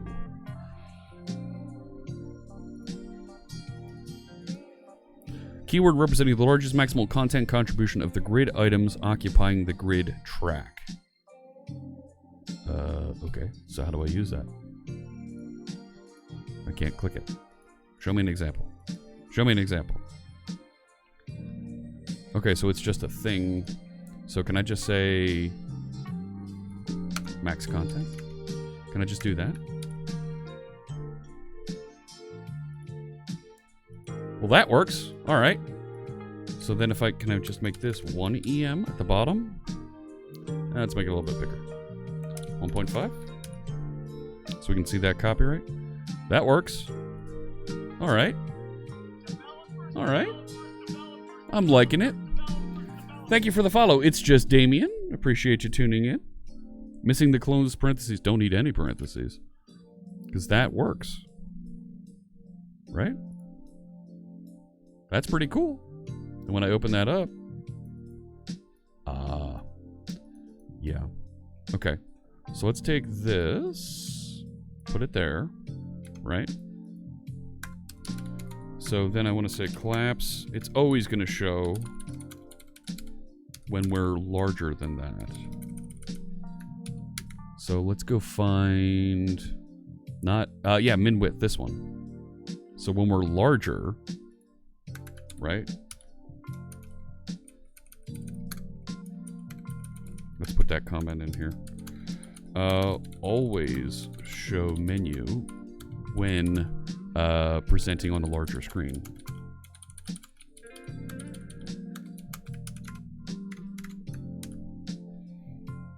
All right, so there it is. Go away, Karnak. Thank you. So when we shrink, we get the button, click that, and it appears. And if we open it back up, it still shows. I can click that and make it disappear, and it still shows. Fantastic. That's not annoying at all, is it? Wow. All right. Figure that out. I'm feeling pretty good. I am a CSS wizard now. I'm a wizard, Harry. All right, so let's commit that. Fixed hamburger button.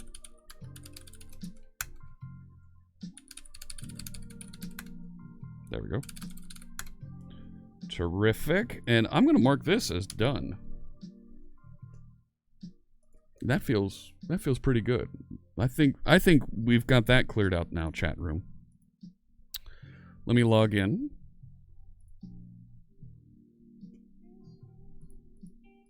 I'm going to close some of these tutorial things over here.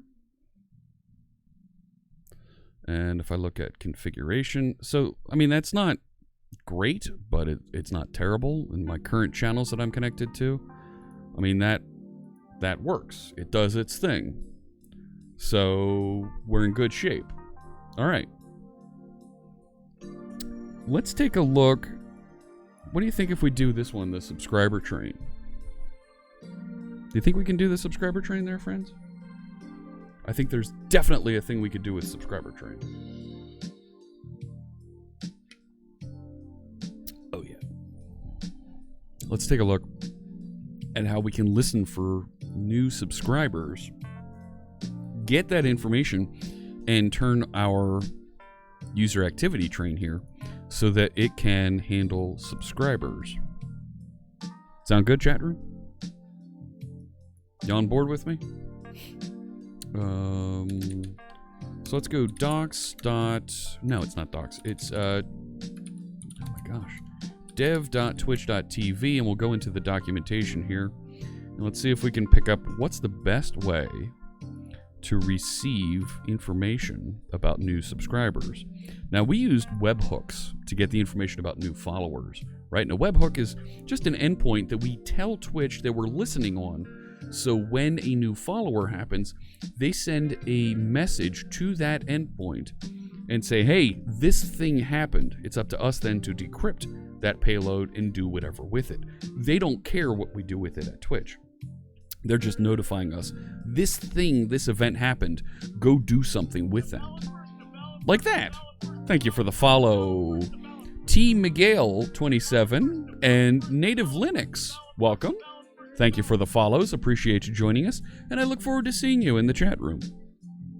The bot runs on an Azure VM. Currently it does. Yes. Slickver1. Thank you for the follow. Appreciate that.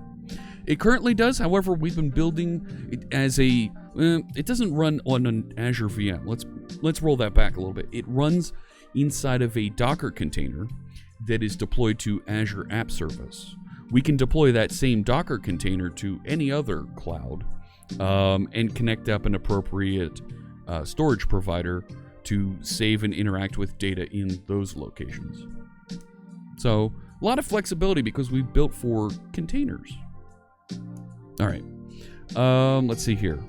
So, what pub sub options can we receive here? What are the topics we can listen for? Here we go. Available topics. So topics are, right, what kind of message are you listening for? I'm not listening for bits. But when we do get to cheering and managing cheers, this looks like a good way to go. And whenever anyone cheers in a specified channel, we'll be able to get information about their cheer. That's a good one. Okay. Let's hang on to that. Here, anyone subscribes, resubscribes, or gifts a subscription on the channel, and it will contain recipient information when there's a sub gift. This looks like the one we want, channel subscriptions. And to set up a pub sub endpoint to receive that information. I think that's the way to go, friends. I think it is. There is that webhook hanging out here, but I don't think the webhook, because we're already configured to use webhooks, doesn't support cheers, and it clearly doesn't support subscriptions. They'd rather us use PubSub.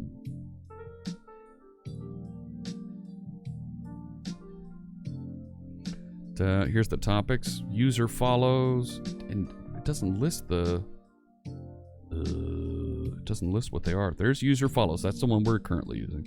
Stream change, that's not the one we want. User changed, no.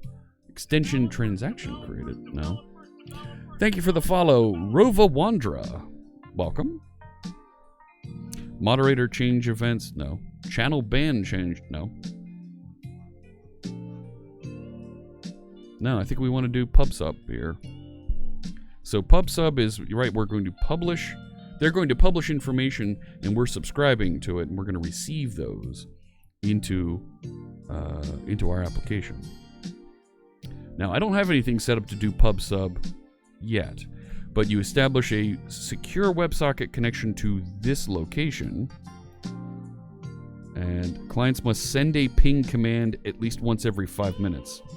All right, so we're going to need to set this up. This is going to take a little bit here. Is lucky number 7 still here? Is Andy still out there? I don't see him. Yep, took my hat off just briefly. This hat's a little bit small. It's squeezing out my will to live. Clients can listen on up to 50 topics per connection. Trying to listen on more topics will result in an error message. We recommend that a single client IP address establishes no more than 10 simultaneous connections.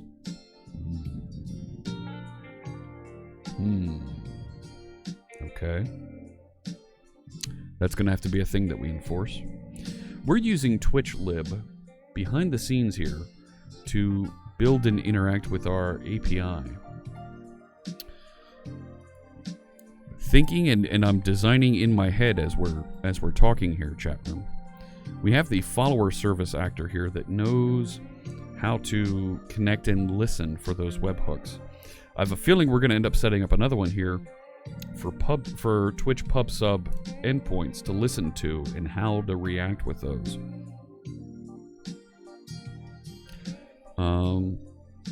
I've already committed here and pushed out to dev. Let's do this. I'm clearly, in order to do the subscriber train that you see up here in the checklist above my noggin up there, clearly I'm going to need to do a lot more development here. Before I go too much further, let's go back over to GitHub. Let's do a little project management here. Right? Not that one. Back over here, GitHub. And it's still building successfully. I've still got a green check here because it built successfully. Let's create a pull request and let's push. We're still work in progress on both of these. And let's push the changes that we've made for CSS. We're going to push these from dev into master because everything built properly. So let's create that pull request and we'll call this improved layout by removing Bootstrap. Okay. So we'll create that as a pull request. Now when this gets deployed into the master branch, and it has passed all checks here, and I'm going to create a merge commit. This will turn this into a container, and that container will be deployed out to the production space. So it just merged into master now. If I click through and jump over to our Azure pipeline over here, the DevOps pipeline that's building things, I can take a look at the builds, and we should see it's building the container right now. Now, the DevOps for this pipeline is made available. It's public read only, so anybody can connect out here and watch and see how this is building things.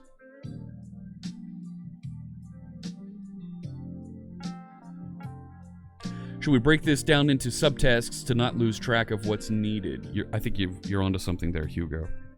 Let's create that as while this is still building. Thank you for the follow. I'm going to put that over there. I'm going to go up to the top here. Let's create this as an issue with some checkboxes that we can follow. We still need to do this. Site design. Now that we've pulled out Bootstrap, this will be a lot easier to do. User activity train. This I think we can mark this as done. This is done. Because it does the thing now. It works. So I'm going to create another issue. Right, and we'll call this subscriber pub sub. We need to be able to connect to Twitch using their pub sub API to so that we are notified for notified of subscriptions to channels. So this is going to be a bunch of different steps. Do we create this as a bunch of different issues and put them into a project, or one issue with a series of checks? I think I want to put checkboxes here. So we need to, you know what? And let's copy the API link here. Manage the number of subscriptions per IP. That's going to be tricky, right? Because if we're going to be subscribing for both subscriptions, and that sounds weird, for both channel subscriptions, so that we are notified of, yeah. There we go. So now the app's built. It's pushed that out. Push the image out to our repository, our Docker repository. There it is.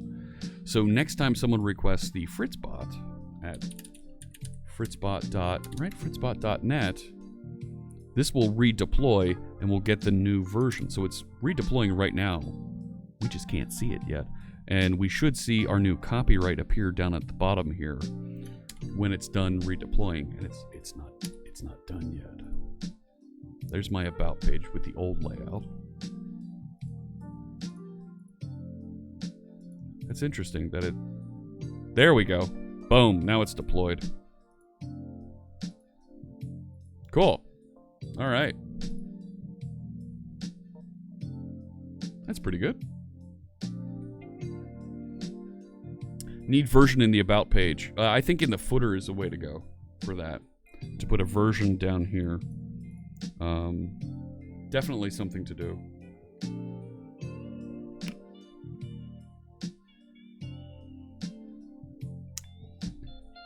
Let's take that as another issue.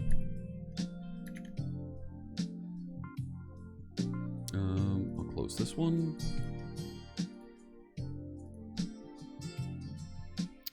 Add version to the footer.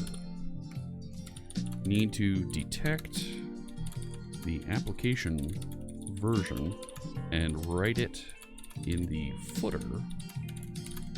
Yeah. Also need to set.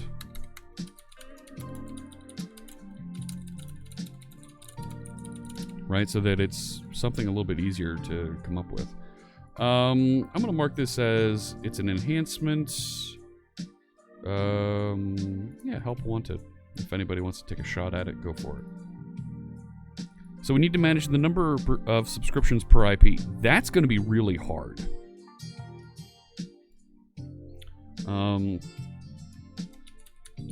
Let's start with subscribe to topic for a channel. Trigger. We're going to need to trigger a SignalR hub with a notification of the action. So SignalR hub allows us to publish and send that information out. Let me come to that question in just a second. Handle the subscription in the user activity train. Okay. Pac-Man Jr. Jr. just resubscribed for 20 months. Oh my gosh. How did this work? Yes, it did. Thank you so much, Pac-Man Jr. I appreciate the 20 months Fantastic having you, my friend. I very much appreciate that. And we'll make a donation to St. Jude Children's Research Hospital. Wadsy was asking about getting started with Blazor. Do I have any recommendation for front-end UI components? If you want to buy, there's a bunch of components out there that you can buy. There's a bunch of open source ones that you can get your hands on. I would definitely talk to the folks at DevExpress or Progress Software or Infragistics. They're all building some high-quality components that you can use with your Blazor applications. Check them out. How's it going, Odin Hassan? Good to see you.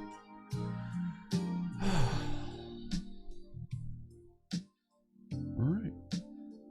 I think we're onto something here. So the subscriber train, and this is specifically the feature, the specific flavor of this feature that our friend Imperial was looking for the train widget. 50 topics per connection, though. That's going to be an additional feature, right? That is a whole nother ball of wax. Manage pub sub to limit to 50 subscriptions per IP. That's an enhancement. That's going to take a little bit to figure out. So, looking back at the pub sub here, for managing subs per IP, seems like something which might be handled by an HTTP triggered Azure function.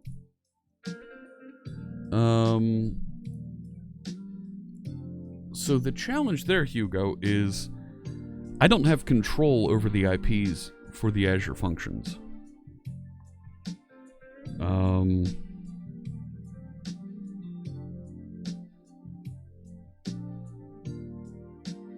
And spinning up additional requests, additional apps to handle that might be a little bit tricky.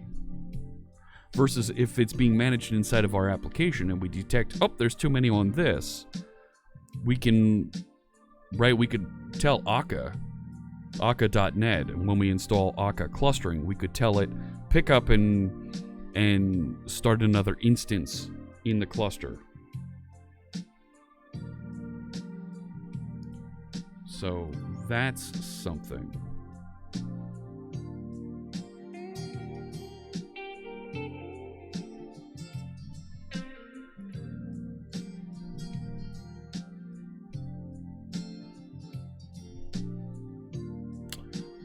Okay. Somebody was pinging me. So we want to subscribe to channel subscriptions. So how do they do that? Sample response. I don't want a sample response. Requests from client to the server. Listen. There's the name of the topic, and we need to pass. We need to pass an auth token. Crumbs. And a nonce. Oh boy. Oh boy. All right. Is there? So I've been using TwitchLib is the name of the project that I've been using. Is it still on my list here? Yep. Let's see if there's PubSub. Would that guarantee it making requests from a separate IP address? Maybe. Not necessarily. TwitchLib, PubSub. Oh man, can we just pick this up? Can we just say use this? Sure looks like it. Oh, friends. I think we got something here. We might be able to just connect right in right there, right? If I'm reading this right. Say new Twitch pub sub, wire up events, and where is it? Boom goes the dynamite. That should be it. That might... Could it be that easy? I mean, maybe it is. So let's add a new class here. And let's call this... Oh gosh, I hate to do it this way because we're going to be committed to Twitch's architecture, but I think we already are. Let's call this pub sub service actor. It sure does feel like that's what I'm after. You're right, Hugo. So if I set this up and we make this another receive actor. Thank you. In the constructor, right? If we use this same thing here, if we say client equals new Twitch pub sub. So if we say client equals, do I really want to put it in the constructor or do I want to put it in the start? Nah, let's put it in the constructor. Equals new Twitch pub sub. Twitch pub sub. Right, that's a thing. Let's create that as a read-only field. Right? Then we can say client dot. Is it just dot connect? When do you connect? There is no connect. There is no spoon. No. There's got to be a connect at some point.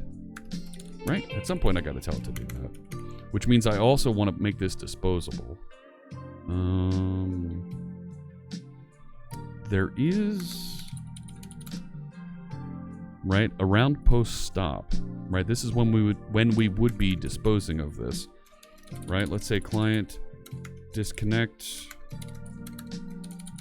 Client, is there a dispose on that? There's no dispose on the client. Do I have that right? Nope, there's no dispose. Alright, so we'll just disconnect when we stop. That makes sense.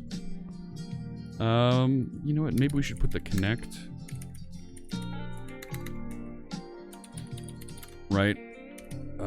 Around pre-start. So this is an event that happens. That's not right. There we go. Right, this is what happens when Akka says, oh, we need to start this actor. We need to start another one of these actors. It'll create one of them, and you can do things right before it starts. So we'll tell it, hey, go connect to Twitch at this point. So I think we're good there. All right.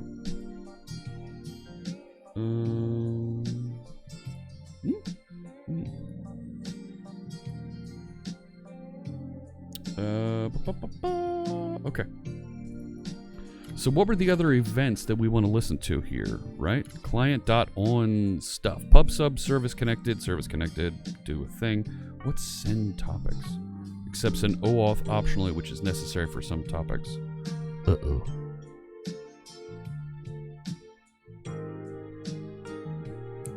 Do I need to get an OAuth for the channels that we're subscribing to?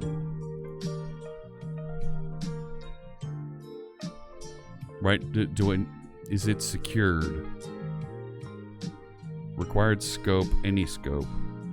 Channel subscriptions, we need the channel subscriptions.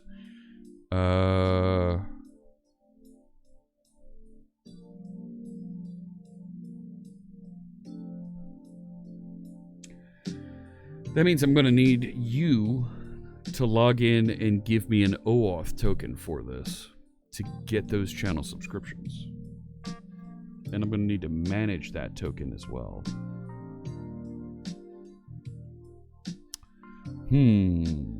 That's totally a thing now that I need to deal with.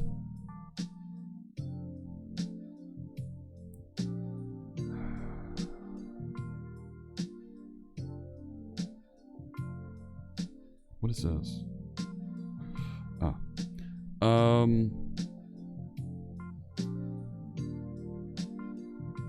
Yeah, I would have to integrate with Twitch to request the tokens.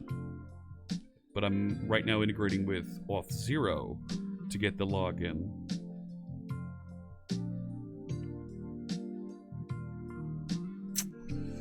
Right, so when I request channel subscription, show me it down here.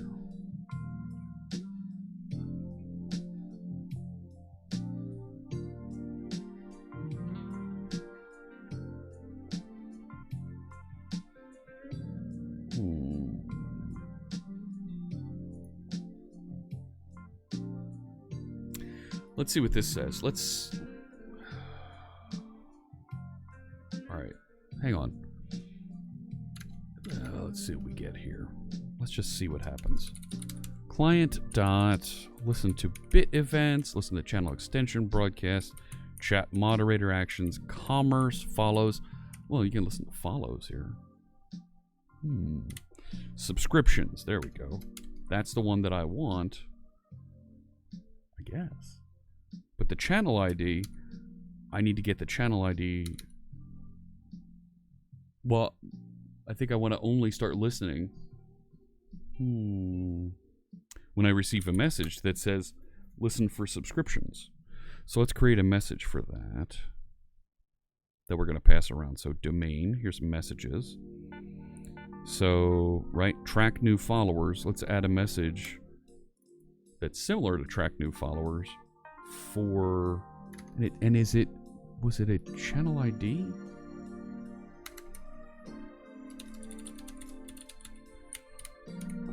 Listen to subscriptions. It's a channel ID. Ooh, so we're going to have to turn that around. Okay. All right.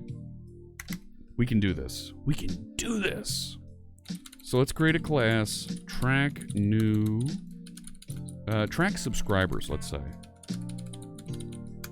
Right? So we pass around messages, a class that contains information about what it is that we'd like to do. This way we can decouple our classes, our objects, from the parameters, the arguments that activate those methods and do things. It also means we can separate our logic across process and even host boundaries, so we pass these messages back and forth, and they're in a standard format that gets serialized, gets converted into a little block of text that the machines know and can recognize and handle. So let's do this. Let's create a constructor here, and this is going to be identical to this one. So let's do that. Channel name equals channel name. No. You know what I should do? Why am I doing this when I can just control dot and I can say create an initialized property. Create an initialized property. Done. So by providing a property that only has a get, that makes it read-only. Makes it idempotent, right? You can't overwrite this. You can't change these values once the track subscribers class has been created. Let's move this. Hey. Let's move this to its own file. There we go. Track subscribers is right there. And inside this actor class that we were building to start listening to subscriptions, let's tell it you're going to receive a track subscribers message. Okay? And when you receive that, we need to call a method here. And let's call it listen to subscriptions for channel. And we'll generate that method for us, right? This is a little bit of functional programming here. Receive a message of type track subscribers, execute this method, and here I generated that method for us. We're gonna need to do something that looks like this. And I'm gonna practice a little code hygiene here. I want to move the methods that this is going to provide below the event handling for pre-start and post-stop. Okay, does that make sense, chat room? That I'm going to put my methods that I'm going to actually act on below the event handlers? I think that makes sense. I think that makes it a little bit clearer and easier to follow what's going on. So, okay, listen to subscriptions, and we need to pass it then a channel ID to listen on. Well, if we don't know what that channel ID is, right? If message dot channel ID, so if string is null or empty, that we need to go figure out what it is.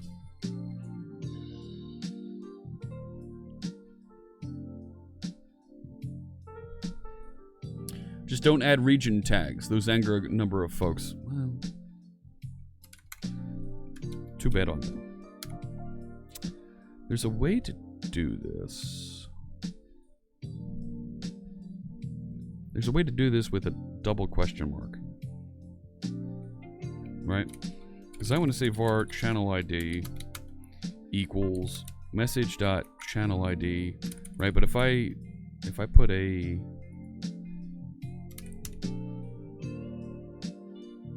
right, there's a way to do string is null or empty.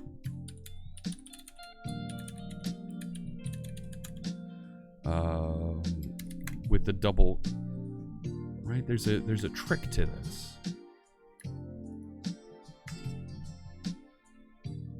So that you can say if it's null or empty and have it default to something else, or call a method to go do. Yeah, that's not.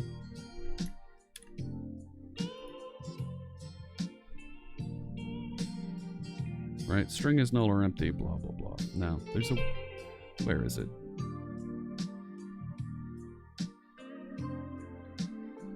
Nah, I don't see anybody with that trick.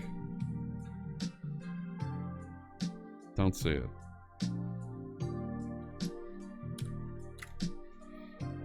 So, right, string is null or empty this, then get channel ID for the channel name, otherwise message channel ID.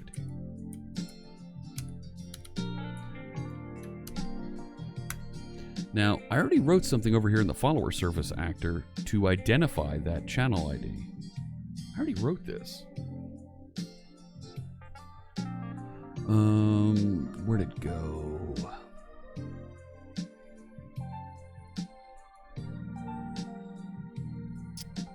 Yeah, channel ID, there it is. There was something that I thought I called it get channel ID. Get channel ID for channel. There it is. See, I already wrote this thing. It's a channel configuration actor. It should be there then, because we're fetching it. Okay. So we might already have it appropriately. So I'm going to assume that it's there. I'm going to get rid of it then.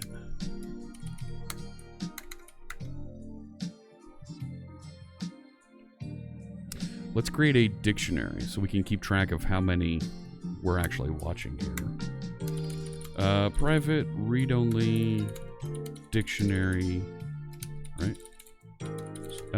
No. Let's make this a list.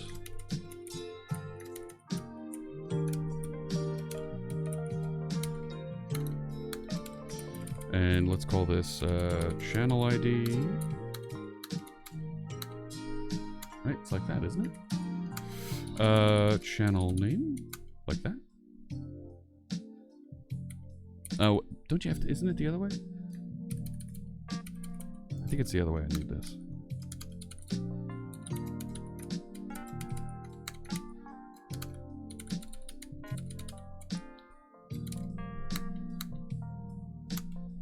Right, and I need to include. What did I do wrong here? What did I do wrong here? Follower service. This has a hash set string of follow channels. Right, I just want to. Why am I? Yeah, tuple. No colon. That's what it is. We'll call this subscribed channels. Oh, and I don't know what I'm subscribing for. What event I'm subscribing for. Let's just put it like that. Ooh.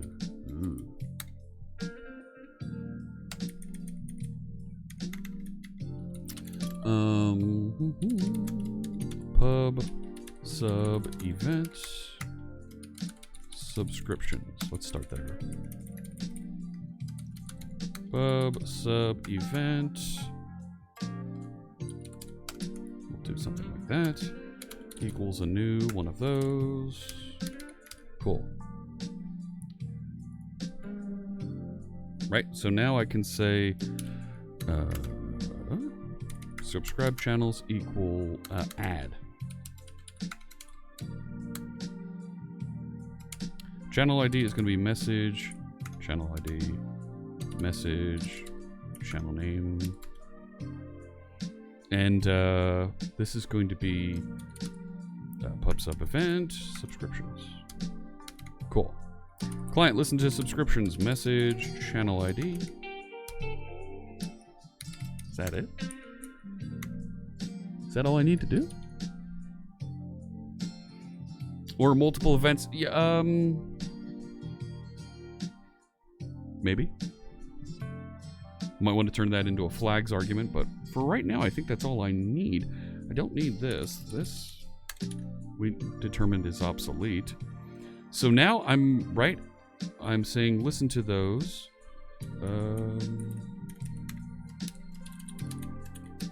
Isn't there an event thing here? On a channel subscription. Yep. So there's my event handler. So what do I do when I'm told that there's a channel subscription?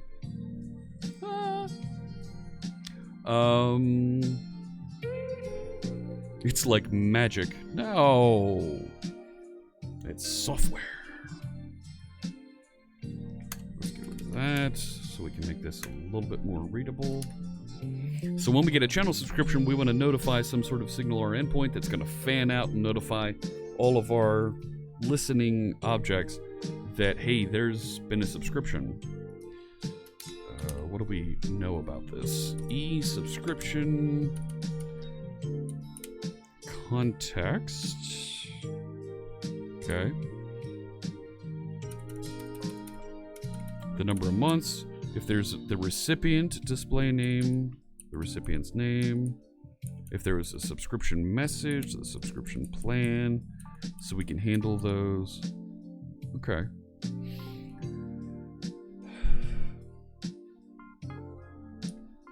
If it was a gift sub, is a gift sub under the username so we know that it was a gift? I guess. That's totally a thing.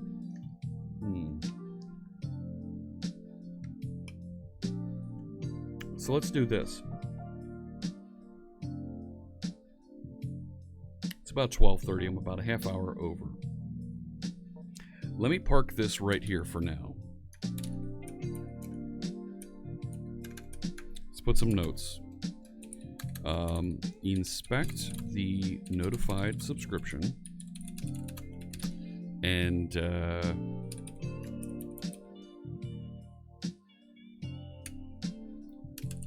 trigger a signal R hub with information about the subscription. And let that go figure out what to do. And we're really close, actually, because of the ability to reuse this pub sub content that's inside the Twitch lib. Let's commit that. Started using... Here, I should have stopped this. We're wrapping up here. Started using PubSub to listen for Twitch subscription events. There it is. There we go. And I'll push that out. So this is nice. We're standing on the shoulders of giants, right? We've realized there's already something that does the PubSub interaction. I don't need to go and learn all that goo, all that minutia back and forth between Twitch and the library. It's already built for me, so let's just reuse that. And hopefully we'll be able to build and have something that works really nice to handle those channel subscriptions and behave properly. We also need to make sure, and I forgot to put this on here, that we start triggering, right? We need to start receiving these messages when we say, listen for this channel. Go track the subscribers so we can behave appropriately. Let's set up a raid. Let's get ready to go check out one of our friends that's out there on Twitch and see what they're doing out there. Let me take a quick look. You're welcome, Atomic J.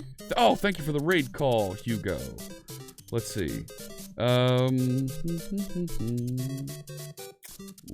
second. You know what? I like to raid folks that are outside of tech on Fridays. And you know what? Oh my goodness. Let's raid our friend who started this whole thing. Let's raid Imperial. If you're a subscriber, grab that first line of text from the bot. Right there. If you're not a subscriber, that's okay. Grab the second line of text, copy that onto the clipboard. We're gonna go see our friend Imperial. She's making a Disney themed bag today. It looks like. So make sure you get ready to say hello to her.